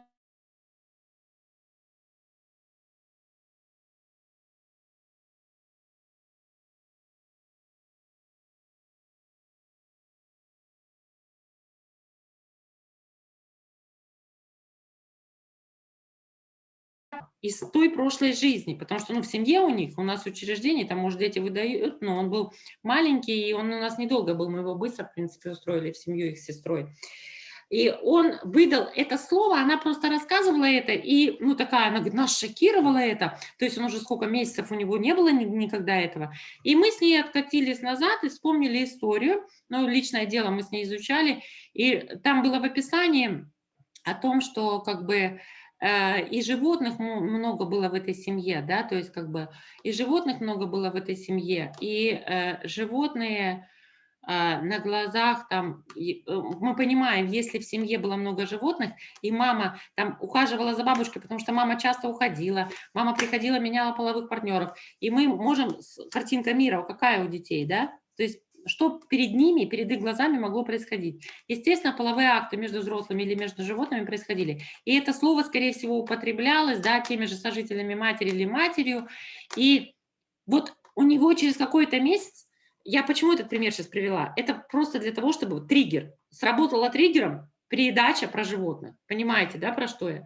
То есть у них срабатывает триггер, и они выдают, но здесь было не поведение, здесь было вот слово, а выдают, бывает, вот защитные механизмы поведения срабатывают у них. Так, что у меня не перелистывается. Ну вот давайте сейчас я предлагаю, у нас по времени уже перерыв, я понимаю, что вы подустали, и я предлагаю тогда вот этот мозговой штурм, который я планировала, может быть, вы параллельно с кофем сделаете, просто в чате напишите поведение воспитанников трудное для взрослых. Это, ну вот ваши варианты, что для вас сложное, да, касаясь нашей категории детей. Вот прям, ну, если вы считаете там воровство, значит, пишите воровство. Что для вас, накидайте в чате просто, если можно, если там останется время, во время перерыва, чтобы нас потом не отрывать это время параллельно с тем, пока вы пьете кофе. Сейчас 33 минуты, и я предлагаю прерваться на 15 минут на перерыв, и встречаемся мы в 48 минут. Да? Как вы, коллеги? про которых на прошлой и позапрошлой встрече, а именно про тех, кого я сегодня говорила, про создание терапии, терапевтической среды, про педагогику травмы, что происходит в голове, да, у ребенка травмированного. И как рассказать правду усыновленному или приемному ребенку, ее должны читать специалисты учреждений, несмотря на то, что это не семья, потому что там вы найдете себе подсказку, как с ребенком, на каком языке разговаривать, про его кровную историю. Я говорила, там даже, когда история ужасная, ты не можешь подобрать слов, фразы даже построить. Это же сложно, когда ты знаешь, да, то есть как у нас история была, мальчиком устраивали в семью, кандидаты были наши, мальчик не наш, мальчик из дома ребенка, с другой территории, но история, прогремевшая на весь край.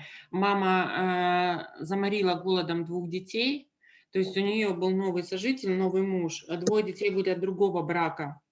Мама, конечно, неблагополучная, и она 2 детей заморила голодом, то есть 2 детей погибли, а мальчик, который был от этого сожителя, он выжил, он с ней жил, а те жили отдельно, она их там держала в закрытом доме, там, и кормила их, потом под крыльцом нашли. Там нашумевшая история была много уже лет назад, и этого мальчишку потом устроили в семью, сейчас он уже в школу ходит. И хотя его брали совсем маленьким с дома ребенка. И вот тоже, как маме рассказывать правду, да, об этой кровной истории. Вот какой позитивный язык подобрать здесь можно, да, на каком позитивном языке можно говорить о такой маме. И нас, специалистов, это тоже ставит в тупик. И поэтому вот там как раз-таки книжка с подсказками, как разговаривать, если даже там родители убийцы. Коллеги, меня слышно? Да, вас очень хорошо слышно. Спасибо. Меня простите, что я задаю такие вопросы, меня просто тишина всегда так смущает, да. И был здесь вопрос, я видела, да, спасибо, я за перерыв прочитала то, что вы называете вот трудным поведением для вас, но оно, в принципе, да, ожидаемо. И вопрос по ситуации был 2 выпускникам, которым исполнилось 18 лет. Один поступил в 17 лет судим, 2 устраивали в образовательное учреждение, трудоустраивали с общежитием. На сегодняшний день требуется предоставление жилья, учиться, работать не хотят, проживают в детском доме и устанавливают свои правила, нарушая режим учреждения. Из-за этого страдают другие дети. Как работать с такими подростками? Ну, смотрите, я бы сказала, что это уже не подростки даже, да, это уже, 18 лет, уже, конечно, он не подросток. И с этой проблемой сталкиваетесь не только вы. Я сейчас просто открываю вот слайд, туда забегу чуть-чуть вперед, чтобы сказать. Сейчас найду, чтобы вам наглядно показать, что может быть. Смотрите, вообще с этим сталкиваетесь не только, да, вы, это действительно сейчас же там по закону, да, выпускники могут проживать в детском учреждении. И вот здесь зависит от наших правил и от того, о чем мы сегодня много с вами уже говорим, о том, какая у нас среда создавалась. Я, конечно, не знаю вашей ситуации и понимаю, насколько это сложно, когда приходят вот такие вот подростки, взрослые уже выпускники, как отрицательные лидеры, и вы типа обязаны их принять, но если их нахождение в детском учреждении создает угрозу, опасность для здоровья, там, жизни других детей, то нужно, конечно, ставить вышестоящие инстанции. Я не знаю, есть ли на вашей территории, я знаю, что сейчас в регионах создаются центры, вот эти адаптационные центры сопровождения. Обычно их создают НКО, некоммерческие организации, центры адаптации вот уже выпускников учреждений, как раз-таки те, которые там без жилья могут жить, да. Не знаю, если у вас есть это вот, в центре вашем, в Якутии, не знаю, не могу сказать об этой ситуации, но лучше, конечно, тогда договариваться с НКО и переводить их в центры, потому что на данный момент вы особо, ничего не сделаете. Но как ситуацию можно изменить? Смотрите, вот просто сейчас в перерыве думала, что можно... Я все-таки про отношения, да, вот если взрослые... Это у нас дальше должно было быть по программе. Но сейчас вот ответить на этот вопрос, какая мысль пришла в голову.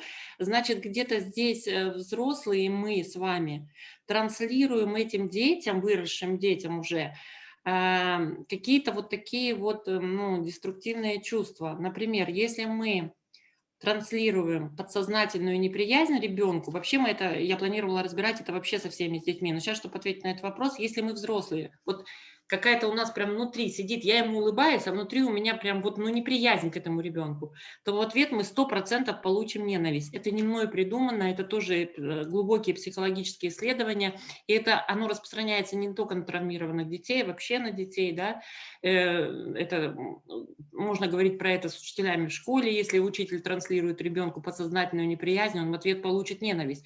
Как он получит ее? Конечно, в поведении. Ребенок не может еще озвучивать особо свои чувства, а в поведении он 100% получит ее.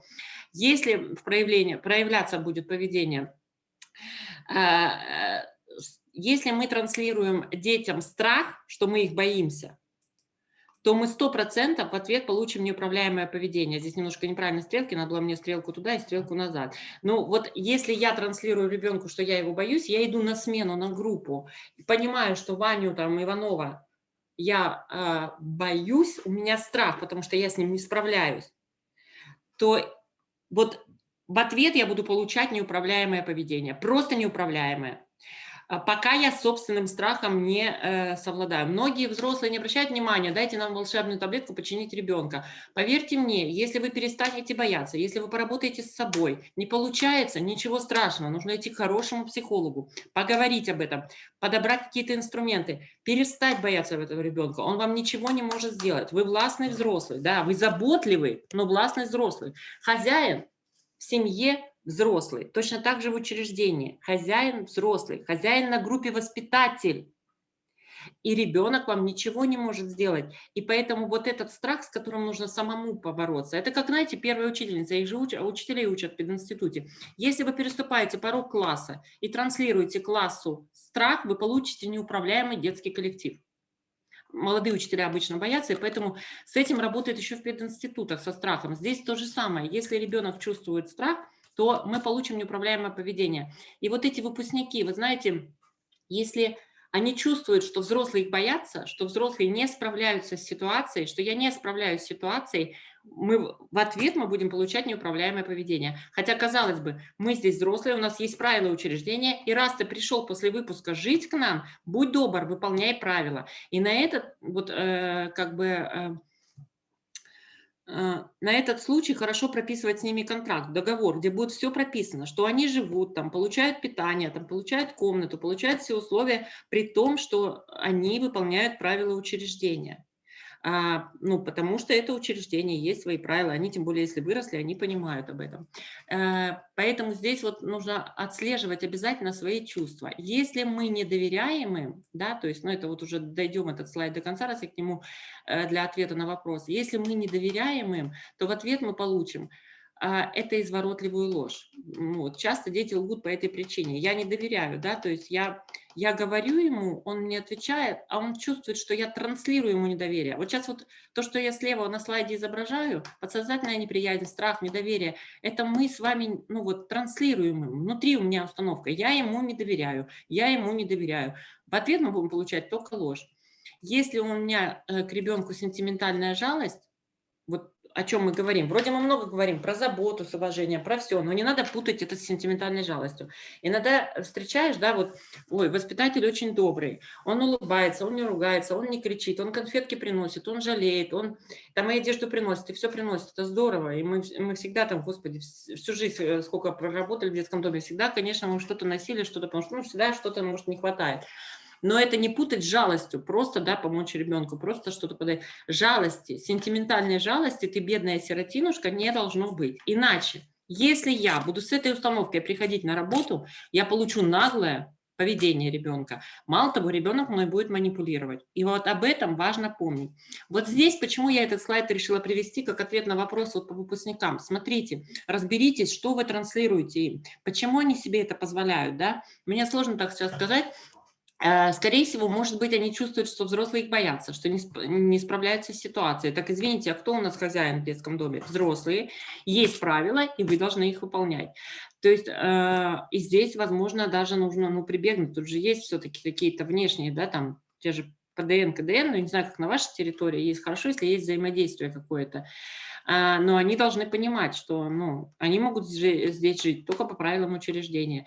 Если, например, как бы, конечно, подсознательную неприязнь, они пришли, а мы их и так не любили, пока они у нас росли, и так были они, ну, и вот это вот, конечно, мы получаем еще и ненависть, и оно будет проявляться в поведении ребенка. Поэтому здесь, конечно, в помощь вам, я не знаю, как сейчас, это только если садиться за стол переговоров, мне кажется, здесь нужно садиться с ними за стол переговоров, подписывать контракт, договор, что они выполняют правила, вы со своей стороны их обеспечиваете этим, они выполняют правила. Возможно, связаться с НКО, да, с НКО, возможно, как бы у вас есть такой центр на территории, на территории республики, где вот центр по адаптации, возможно, договориться поместить их туда. Еще как вариант, хорошо, если есть наставники. Наставники такие вот, с которыми, если у вас наставничество продвигается, вот я знаю, что, по-моему, «Семья для ребенка», наставничество, они собирались работать. И если есть какие-то сильные, хорошие, подготовленные наставники, возможно, даже таким взрослым можно подобрать каких-то наставников, которые будут их направлять. Но это должны быть наставники с таким стержнем, чтобы этих детей направляли, да, помочь трудоустроить их. Ну, нужно их чем-то занять, чтобы вот это вот, как я понимаю, что они сейчас не учатся, бросили учебу, наверное, вернулись. Я так поняла, у нас такие ситуации бывают. Но вот здесь, мне кажется, как бы только вот такой властный взрослый может сесть за стол переговоров и поставить условия, что вы живете только по нашим правилам. Я понимаю, что вы сейчас скажете, легко говорить, на самом деле это так, но где-то произошло упущение, что они вдруг устанавливают свои правила. И тогда нужно просмотреть, нет ли это у вас и с подростками, которые растут, да, то есть как бы.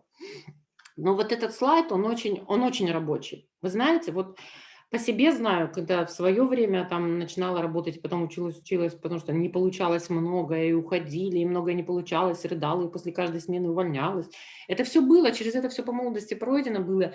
И я разные вот инструменты, да, то есть подбираешь, и все эти волшебные таблетки, которые там дают, ну, то есть пока в тебе какие-то изменения не произойдут, пока я сама не поменяюсь, и специалисты, с которыми мы работаем, они сами говорят, вот чем хороши тренинги, да, в отличие от этих дистанционных семинаров, во время тренингов происходят какие-то изменения в себе, да, то есть как бы, мы все не идеалы, и какие-то изменения, какие-то открытия происходят в себе, и постепенно этот опыт накапливается, который получаешь во время тренингов, и ты даже не замечаешь, это происходит неосознанно. Опа, я вот даже не знаю, откуда у меня это выползла фраза, а я сегодня вот с ребенком вот разговаривала вот так, и у меня получилось. Поэтому здесь важно вот ваше отношение к этому. Давайте двигаться дальше. Смотрите, про поведение воспитанников трудное. Спасибо, вы набросали, накидали воровство. Так, нет, там было маты, ну, выражение нецензурной бранью было много. Было потом агрессия, по-моему, была, но по-другому злоба там звучала. Но, в принципе, очень похожие у всех были ответы. Смотрите, вот это поведение мы рассматриваем, ну, мы привыкли, трудное поведение ребенка, да, трудное поведение ребенка, мы так и говорим, трудное поведение. Я всегда говорю, поведение трудное для нас. Для ребенка-то оно не трудное, нет, мы понимаем, что для него тоже это трудное поведение, он не осознает, у него защитные механизмы срабатывают, а это поведение трудное для нас.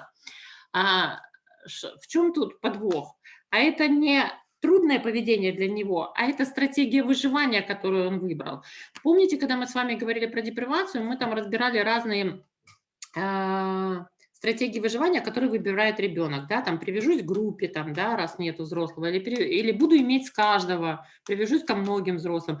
И вот там этот маленький ребенок выбирает тоже, как ему выжить. Вот здесь тоже, имея свой травматический опыт, у них есть уже свои стратегии выживания, и у каждого они свои, разные. И они опираются на тот опыт, в какой семье они жили, или в каком они учреждении до вас проживали. Какие стратегии выживания вообще бывают у детей с травматическим опытом, и мы его списываем, ну вот как раз-таки на трудное поведение. Это подчиненность, избегание конфликтов, он всем уступает, старается не попадаться никому на глаза, отдает игрушки, одежду другим детям, часто прячется в разных местах. И это как раз-таки у нас не вызывает сильно много там вопросов, потому что этот ребенок более-менее удобный для нас. Ну, он же не агрессивный, он же там не матерится, он, наоборот, избегает конфликтов. Но это тоже стратегия выживания травмированного ребенка, и не есть хорошо. Вы понимаете, ну, вы все взрослые люди, вы понимаете, чем она ему обернется в будущем. Еще такая стратегия выживания, которую они применяют, наши вот травмированные дети, это стратегия выживания детей с травматическим опытом, напомню. Чрезмерная активность. То есть дети, вы видели их, состояние постоянного возбуждения, высокого уровня энергии, напряженные, постоянно готовы к побегу. Вот только щелкни пальцем, он побежит. Готовность к быстрым реакциям, выделяется много адреналина у него. И мозг ему не разрешает концентрироваться на решении задания, а заставляется готовиться к побегу. Какой там концентрация внимания во время уроков? У него постоянно вот эта чрезмерная активность, да, там, она в нем присутствует прям. Это тоже его стратегия выживания, и тут можно предположить, что он в опыте имел, да, то есть он в опыте имел, что если он не побежит, то, скорее всего, там было какое-то, может быть, насилие в семье, физическое, да, и поэтому у него такая вот готовность к быстрым реакциям, потому что если он быстро не увернется, то он будет так битый, что потом не встанет там с кровати. И готовность к побегу, она сохраняется вот оттуда очень часто. Вообще побеги бывают очень разные. И если говорить отдельно тему, это большая тема бродяжничества, склонность к бродяжничеству, мы часто хотим искоренить тоже бродяжничество, не глядя в его корни, в его причину. Да? Бродяжничество, оно абсолютно по разным причинам. И тоже вы сами видели, когда ребенок приходит и начинает бродяжничать, я думаю, был у вас такой в опыте, в вашем опыте были такие дети, которые, ну, вроде все хорошо, и он особо не проблемный, и в группе взаимодействует, и не конфликтует, да, особенно, и все хорошо вроде, эмоциональный фон у него благополучный, психолог говорит после занятий, а он в очередной раз побежал. Бывает это, ну как, стереотипное поведение, да, к которому он привык, и который он много лет жил, ну, например, там до 10 лет жил и привык бродяжничать, и тут вдруг, да, а здесь нельзя, по правильному учреждению нельзя, но у него же включается автопилот, вот представьте, у вас тоже есть привычки, к которым вы много лет привыкли, и завтра вам их запретят, но нет, конечно, вы так быстро их не бросите, поэтому здесь только нужно время, потому что, ну, стереотипное поведение срабатывает. Здорово, если вы знаете, куда он бежит, и можете потом вернуть. Это хорошо. Поэтому вот дети, склонные к бродяжничеству, чем хороши доверительные отношения, потому что вы знаете, где он будет. И если есть телефон, он будет на WhatsApp, еще вам и напишет: Марья Ивановна, у меня все окей, завтра вернусь. Да? Ну, бывает такая причина. Бывает причина совсем другая, что бежит именно вот из-за того, что угрозы насилия, и тогда ему нужно время. Здесь он тоже при малейшем конфликте может побежать. А у нас же жизнь не бывает без конфликтов, тем более в коллективе. И здесь просто нужно время, чтобы он усвоил, что есть другие конструктивные методы, и не нужно обязательно бежать, что здесь есть взрослый, который тебе поможет, который сделает безопасную среду, поможет решить конфликт. И тоже это не с первого раза. То есть вы ему объясняете на словах, а он все равно в следующий раз при очередном конфликте побежал. То есть, ну, у него стратегия поведения вот как раз-таки побег при стрессовой ситуации. Любой конфликт для него стрессовая ситуация. И он снова побежал. Вроде вы ему объясняли, он снова побежал. Вроде он начинает вам доверять, но он бежит. У него срабатывает тоже стереотипное поведение. Ну, автопилот, ну, понимаете, он так привык реагировать. Он много лет так реагировал от побоев там папы или мамы, да. У него это заложено в программу его, да. И вот эту вот стратегию нужно время. Нужно только время, чтобы он понял. Я понимаю, что нас ругают за побеги. Я понимаю, что мы вынуждены их искать и днем, и ночью. Но тут важно со структурами работать, да, о том, что, да, конечно, мы будем возвращать. Но дайте нам время, мы будем стараться, ну, вот как бы создавать. Пока он не привыкнет, что, да, можно по-другому выходить из конфликтной ситуации. И это будет. И вы, наверное, видели в опыте, в своем профессиональном опыте, встречали детей, которые бегали, а потом прекращают бегать. Такое тоже бывает. В общем, в принципе, бродяжничество – это такая отдельная тема, где там очень много причин. Бывает, ну, банально, ну, привязанность к кровным родственникам. И бежит, мы знаем, куда он, к кровным родственникам. И только даешь ему легально общаться с родственниками, только даешь ему легально общаться с матерью, то есть это все легализованное, все подчинено правилам, безопасно, да, там на территории учреждения, например, то побеги прекращаются. Поэтому всегда нужно смотреть причину, почему он бежит. Сексуализированное поведение – это тоже стратегия выживания. Провокационные сигналы, одежда, макияж, жест, неадекватный возраст, то разговоры, предложение сексуальных услуг как лучший способ избежать боли и обиды. нарушение границ интимности. И ну, тут мы можем говорить о том, что это дети, скорее всего, ну, мы не можем 100% говорить, надо смотреть историю, работать психологом, но, скорее всего, это дети были подвержены сексуальному насилию в семье. Очень часто в личном деле это не проследишь. У нас сексуальное насилие даже в благополучных семьях скрыто, и его тяжело увидеть. У нас это скрывается, это скрываемый факт. И, к сожалению, если это не дошло до уголовного дела, мы можем просто об этом не знать. Но мы должны предполагать, что здесь, возможно, опыт сексуального насилия, поэтому ребенок выдает такое поведение. Агрессивное поведение, то, про что вы писали, провоцирует ссоры, нападает первым, нанесение предварительного удара. Должны бояться тогда, не обидят. Насилие по отношению к другим людям. Помните, мы разбирали травму физического насилия, жестокого обращения и насилия в семье. Ну вот вы видите, да, что вот эта стратегия выживания как раз-таки у детей, которые были которые становятся в позицию агрессора, не жертвы, а агрессора. И, конечно, он будет на опережение работать. Я лучше там сам проявлю это агрессивное поведение, чтобы меня не обидели.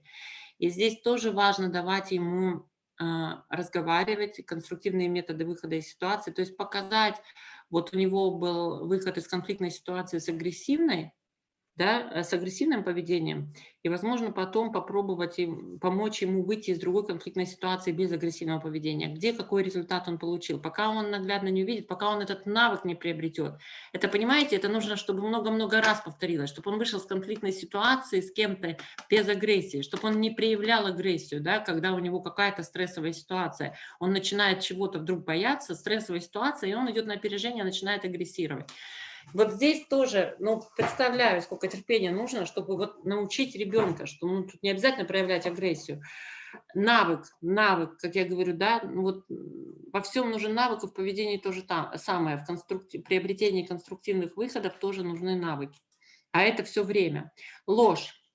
Сохранить положительный образ себя, сохранить положительный образ родителей. Из-за этого он может обманывать вас, оправдывать некоторые свои поступки. Ну и для воспитателя, очевидно, неправда, для детей это истина, это бывает и так. И ложь, это тоже, видите, я в кавычки взяла побег, это тоже как защитный механизм срабатывает при стрессовой ситуации. И представьте себе, опять я вернусь в его прошлое, простите, я буду постоянно, как он выживал, да, если родители алкоголики. Он же, скорее всего, привык там лгать, и много лгать. Они обманывают, чтобы там защитить себя. И опять он привык, и он вам в группе, уже прожив через несколько месяцев, вы с этой ложью сталкиваетесь постоянно, разговариваете, работаете, он вам честно обещает вечером: Инна Петровна, я больше никогда не буду обманывать, я понимаю, я все понимаю. Но на следующий день ситуация повторяется. И он вам вчера честно, искренне обещал. Но автопилот снова сработал. Вот снова сработал, потому что это стратегия выживания. И здесь, конечно, ну, как я всегда говорю, ложь, что, наверное, ну, не настолько она там опасна, как агрессия. Конечно, нам хочется, чтобы они говорили правду. Но если вы знаете, что он постоянно лжет, ну, бесполезно вот там, вот ты врешь, вот ты скажи правду. Можно просто утвердительно сказать: Вань, я понимаю, ну вот ты привык, да, то есть ты меня снова обманываешь, да, не надо его переубеждать, просто констатируйте факт. Я понимаю, что ты меня обманул. Обманул потому-то и тому-то, да, потому что вот объяснить ему, почему он обманывает. Возможно, вот это поможет, но с ложью тоже часто сталкиваемся. Вытеснение или подавление, отрицание очевидных фактов, вытеснение из сознания неприятных происшествий, когда мы ему говорим: это было, а он нам говорит: нет, этого не было, а он действительно мог их просто вытеснить. Вот так у него сработал, да, вот так его сработал головной мозг, что он просто вытеснил, забыл это. И включается вот эта кнопка паники. То есть, когда вы прочитаете вот педагогику травмы, там гиппокамп, который отвечает за хранение информации, он не функционирует должным образом, если у нас включена эта кнопка паники. Если у ребенка начинается паника, у него действительно блокируется, и он действительно может не помнить, и вытеснять, или подавлять это. Это тоже как стратегия выживания у ребенка травмированного. Ну и воровство. Конечно, тут может быть банальное обеспечение себе быта, компенсация внимания очень часто. Вы сами знаете, вы, наверное, как педагоги знаете, что одна из причин воровства даже в благополучных семьях бывает привлечение внимания, хотя многие взрослые это отрицают, но когда начинаешь с ними работать, разбирать и корректировать как-то, то оказывается действительно компенсация внимания. Вроде ребенок все имеет, как он ворует? Он же все имеет, он же у меня все необходимое имеет. Бывает, что воровство – это как борьба за позицию, такое самоутверждение. Бывает это месть, а бывает потребительское отношение просто. Ну, тут разные причины воровства, и от этого, ну, понятно, что если обеспечение себе быта, если он привык себе добывать там, да, воровать хлеб, чтобы прокормиться, да, то есть эта привычка тоже быстро не уйдет. Здесь с воровством, конечно, ну, лучше, чтобы подключить работу психолога совместно с воспитателем. Потому что здесь тоже психолог, как раз-таки психолог вам поможет найти причину воровства, чтобы понять, потому что просто так воровство, от того, что он будет говорить нельзя, тебя посадят, это бесполезно, да, то есть как бы. А вот если мы найдем причину, будем понимать, почему он это делает, и эту потребность закроем эту потребность, да, почему он это делает. Если ему не хватает внимания, значит, дадим внимание через другое. А если это, ну, борьба за позицию, то есть самоутверждается, значит, будем его где-то искать в нем сильные такие стороны, сильные черты личности. И в том, в чем он успешен, можно это найти, и пусть он самоутверждается через это.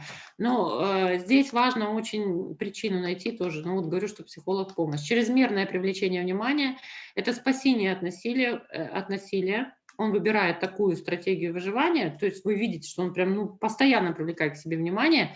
Спасение от насилия, хоть и объективно, оно может отсутствовать, но он так привык, да, то есть как бы он привыкал спасаться от какого-то насилия, которое было в семье, когда себе привлекал много внимания, там, ну, не знаю, соседей, окружения, социума. Возможно, это крик, смех, грубые шутки, громкие и странные звуки. Возможно, вы таких детей встречали, что действительно он, ну, как-то, ну, прям, как сказать, неестественно смеется, да, то есть неестественно выдает какие-то странные звуки. И, возможно, это стратегия выживания, такую он себе выбрал, да, неосознанно выбрал где-то себе в семье, это чрезмерное привлечение внимания. Вам тяжело, вас раздражает, конечно, и поэтому здесь тоже только время и только постепенно, да, когда он поймет, что, ну, тем более, если никакой объективной опасности не существует, объективно никакого насилия в группе нет, ни эмоционального, ни физического, постепенно это должно уйти. То есть все, что вы перечисляли в трудном поведении, вот еще у нас употребление алкоголя, наркотических средств, одурманящих веществ, ну, знаете, не знаю, сталкивались ли вы, у нас дети, вот и газ, да, то есть газом с баллончиков этих пыхали. Ну, много всего там у них, изобретений много всего. Это, конечно, может быть как доступный антидепрессант. Забываю о плохом, становлюсь храбрым, снимаю напряжение, страхи. Может быть, это у него единственный метод реагирования на стресс. Опять же, в скобках беру из семьи, да, история, это может быть единственное, где он забывался, да, там, когда мать пьяная уснет, и он себе наливал. И таким образом он научился вот бороться с этой обстановкой в семье, бороться, и поэтому она у него как антидепрессант, помогает выживать. Постоянная высокая психологическая нагрузка, толчок зависимости. Ну, если он постоянно находится в состоянии стресса, постоянной мобилизации вот сил, чтобы выжить в семье, то вот эти дети как раз-таки, они к нам уже приходят зависимыми от чего-то. Потому что, ну, даже неблагополучные семьи бывают разные. В некоторых семьях все-таки иногда бывают периоды такого, ну, состояния более-менее спокойного, да, когда родители там не пьют, выходят из запоя, удовлетворяются какие-то потребности, ну и вообще ребенок не ждет, или там родители пьют, но ребенок не ждет насилия с их стороны. По крайней мере, жестокого обращения и такого физического, сексуального насилия с их стороны нет. И такие дети, возможно, и как бы не выбирают этот метод. А вот когда высокая психологическая нагрузка, когда ты круглосуточно находишься вот в этом состоянии, то есть ты ждешь какой-то опасности, то здесь вот это очень хороший толчок, вот эта ситуация в семье, она прям толкает наших детей к какой-то зависимости. Ну и механизм побега, конечно, употребление алкоголя – это своего рода, он не бежит, как другой, да, который склонен к бродяжничеству, ну, по-другому, да, как он бежит от стресса? Заливает стаканом чего-то крепкого или употребляет какие-то запрещенные вещества, психоактивные вещества употребляет. И еще одно, с чем сталкивались, я решила его вынести, фекальные загрязнения, не знаю, сталкивались ли вы, что дети даже постарше, не маленькие, коломазание, да, НК-пресс. НК-пресс есть НРС, когда ребенок писается, есть НК-пресс. И у нас были дети, которые школьники, да, и было коломазание. И чаще всего, тоже в личном деле это можно не найти, а чаще всего у этих детей какой-то опыт насилия есть. Об этом говорят психологи из своих исследований, что дети, которые, ну, вот, у которых присутствует фекальное загрязнение, нужно посмотреть на то, чтобы, ну, поработать на то, что если там в жизненном опыте какое-то серьезное насилие, и он привык так защищаться. Например, если ребенок подвергался сексуальному насилию, он знал, что если трусики грязные, то его не тронут. Ну, как пример, да, таких случаев не так много, но, скорее всего, они, ну, как бы, может быть, и в вашей практике встречались. И вот это было для него спасение от насилия. И поэтому даже когда объективно уже у вас и насилия нет, но вот эти фекальные загрязнения, как стратегия выживания, просто при стрессовой ситуации могут срабатывать, да, и у нас такое было с одной девочкой. Я, кстати, не знаю, был ли у нее опыт насилия или нет, тут просто было фекальные загрязнения на стрессовую ситуацию. И вы знаете, что мы заметили, да, о том, что на определенную няню.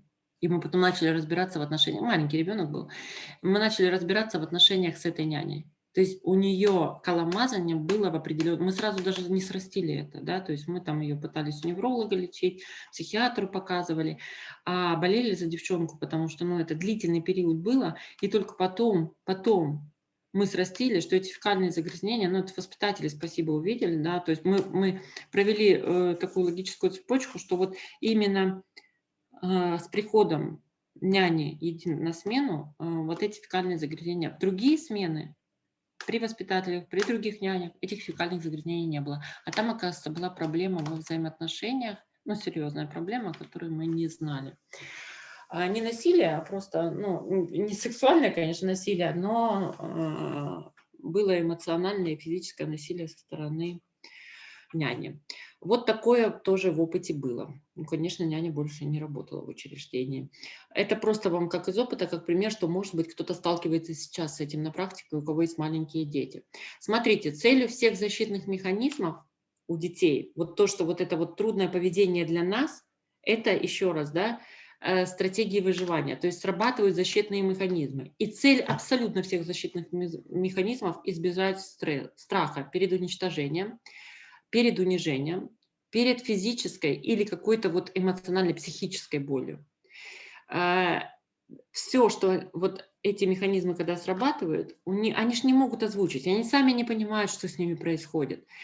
Что мы можем здесь сделать, да? Что вообще мы можем делать? Ну, конечно, мы определяем конкретное поведение как механизм выживания для себя, да, чтобы вот это вот не транслировать неприязнь для себя. Я понимаю, что вот это механизм выживания, и он сейчас с ним ничего не может сделать. Он у него вот срабатывает, и он так проявляет так себя в поведении. Понимаем причины, собираем информацию о прошлом ребенка.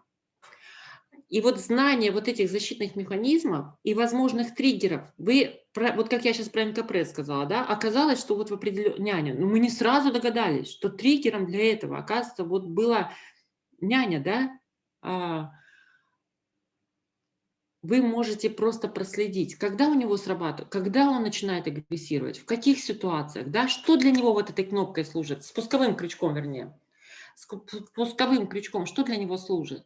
Когда он вдруг в состояние агрессии впадает, ну, неуправляемый, что я не могу с ним справиться.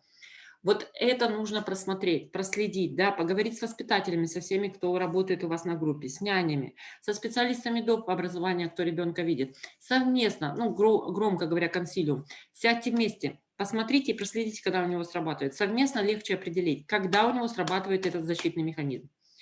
И вот только после этого, ну, во-первых, это подсказка вам будет в диагностике ребенка, что с ним происходит, и после этого уже составляем, ну, план помощи, да, уже понимаем, что ему нужно, да, то есть как бы или убираем причину этого, или ну, составляем план помощи.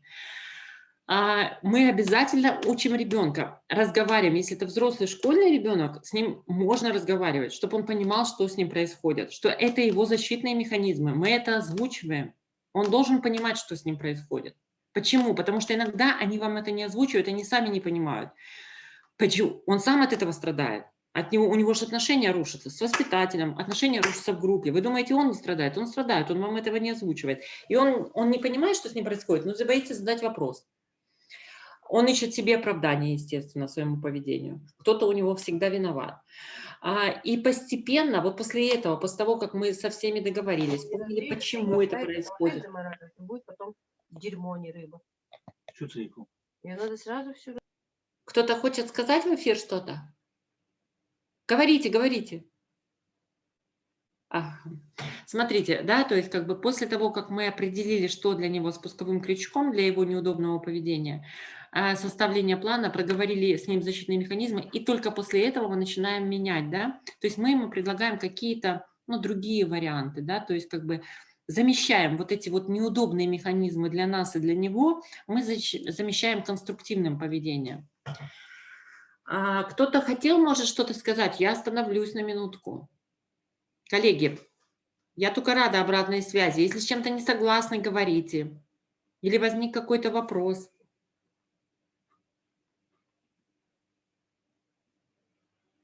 Угу. Там нечаянно нажали. Еще раз. Иногда нечаянно нажимают. Нечаянно нажали. Все, хорошо, спасибо, ничего страшного. Вот правда, вот то, что сейчас изображено на слайде, вы кажете, ну, ерунда. Конечно, всем хочется волшебной быстрой таблетки, но вы хотя бы одного ребенка возьмите, попробуйте вот так с коллегами. Я уверяю вас, у вас все получится, да, только терпение нужно иметь, потому что, ну, дети тоже нас слышат, и дети понимают, что вы хотите им помочь. Важно вкладывать инвестиции вот в отношения с ребенком. Если вы удовлетворили базовый уровень безопасности, у ребенка появляется установка. Мне здесь хорошо, я могу здесь самовыражаться, а значит, могу идти дальше. Помните, это последняя ступень. Вот тогда у вас будут какие-то изменения в школе. Вот тогда у вас будут какие-то изменения в поведении, во взаимоотношении внутри коллектива. Еще я сразу скажу. Вот бывает, что у ребенка много проблем. Пришел там и уходит с уроков, и матерится, и там агрессирует, и все. Часто бывает такое. Вот все сразу исправить невозможно. Вы же понимаете, да? Поговорите с коллегами, ну, то есть с воспитателями, которые на группе. Поговорите, с чего вы начнете вообще, да? То есть и со школой поговорите, да? Возможно, сейчас не стоит обращать на успеваемость, а стоит обращать внимание, ну, вот на то, чтобы он хотя бы там приходил в школу, начал приходить, хотя бы высиживал не 4 урока, но хотя бы начал высиживать 2 урока. Ну, я к тому, что невозможно все сразу поменять. Вот прям все сразу, чтобы у нас ребенок начал учиться и перестал материться, и перестал убегать. Нет. Выберите сначала одну мишень, как я говорю, трудного поведения. И сначала работайте над одной проблемой. Выберите ту, которая больше всех вас беспокоит, взрослых, которые взаимодействуют с этим ребенком. Выберите то, что вас больше всех беспокоит, то, что больше всего мешает ему. И работайте вот с этой проблемой. Во-первых, остальные проблемы могут потом постепенно сами снижаться, да, то есть как бы, ну и потом невозможно исправить, когда мы вот так ребенку вот такой список вывесим, что ему нужно исправить, ну я так условно говорю, вывесим, то он просто опустит руки и не будет работать сам собой. И ну смысл, да, от меня столько хотят, и то хотят, и то хотят, и то хотят. Поэтому я предлагаю сначала, как бы это трудно не было, на что-то, может быть, не обращать внимания, что менее такое проблематичное для вас и для ребенка, что не угрожает жизни, здоровью ему и его окружающим. Ну, например, ложь даже, да, а взять то, что вот действительно вот, ну, вот прям вот сильно вас беспокоит, и работать с этой проблемой. Потому что, ну, еще раз скажу, все исправить невозможно. Вот после того, как он поймет, что безопасно, что меня принимают таким, какой я есть, готовы со мной работать, это не значит, что хвалят за все подряд, да, это не сентиментальная жалость.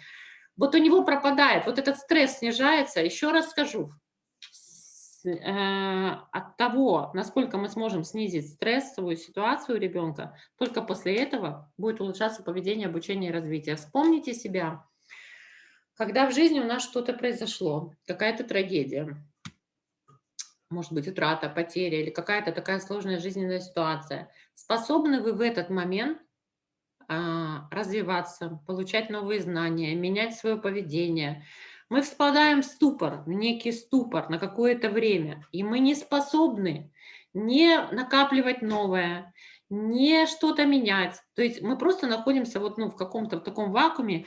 Поэтому развитие ребенка не может быть вот из минусового состояния. Состояние стресса – это минусовое состояние. Его хотя бы к нулю надо привести, снизить стресс, а потом уже только двигаться дальше. Вот это важно понимать. Роль воспитателя вообще в учреждении для детей-сирот – это место в сердце ребенка. Психотерапевт, мы все 24 часа для ребенка. Иногда ты приходишь домой, и тебе по WhatsApp ребенок пишет, потому что он тебе доверяет.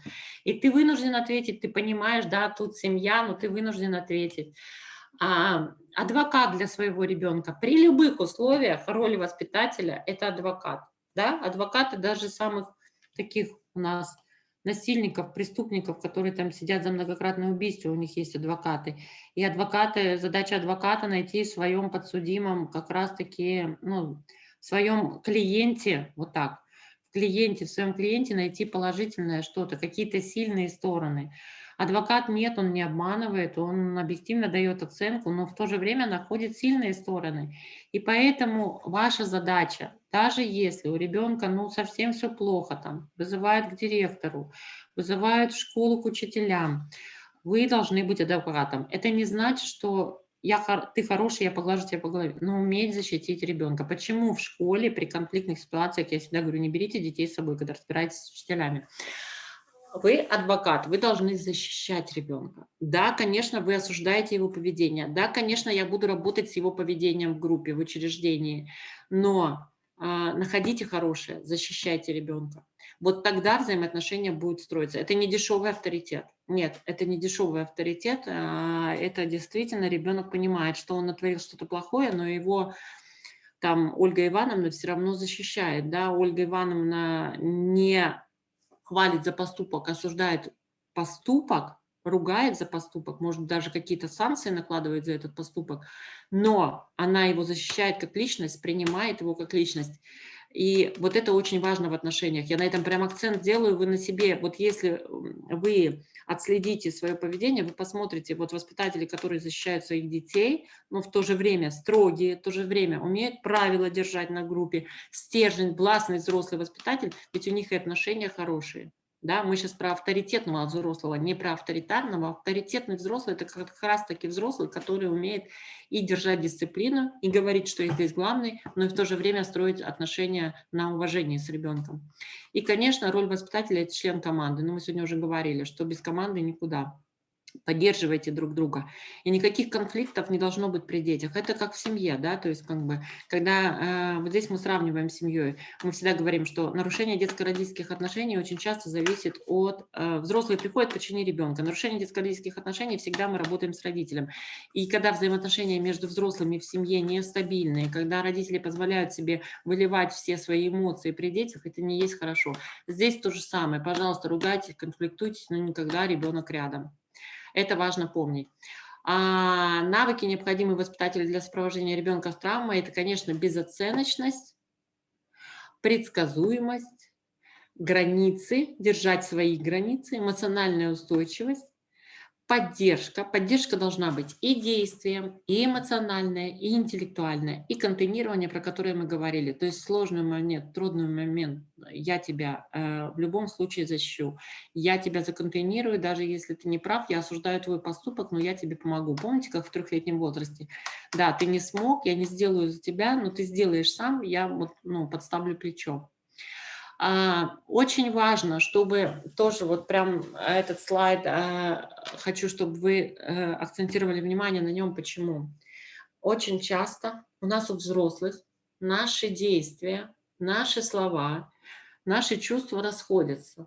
Здесь, если мы хотим от ребенка получить Ребенок, который пришел, лицемерный, лживый. Если мы хотим от ребенка получить искренних отношений, чтобы он нам говорил правду, и чтобы ребенок действительно, ну, не было, знаете, как у наших детей очень часто еще социально одобряемое поведение, да, то есть он вам напишет все, что хочет, не хотите, то есть то, что вы хотите услышать. Это дети, особенно которые долго в учреждении, они привыкли, что оценка их личности зависит от того, сделал ли он уроки, заправил ли он хорошо кровать, чисто ли в спальне, чисто ли в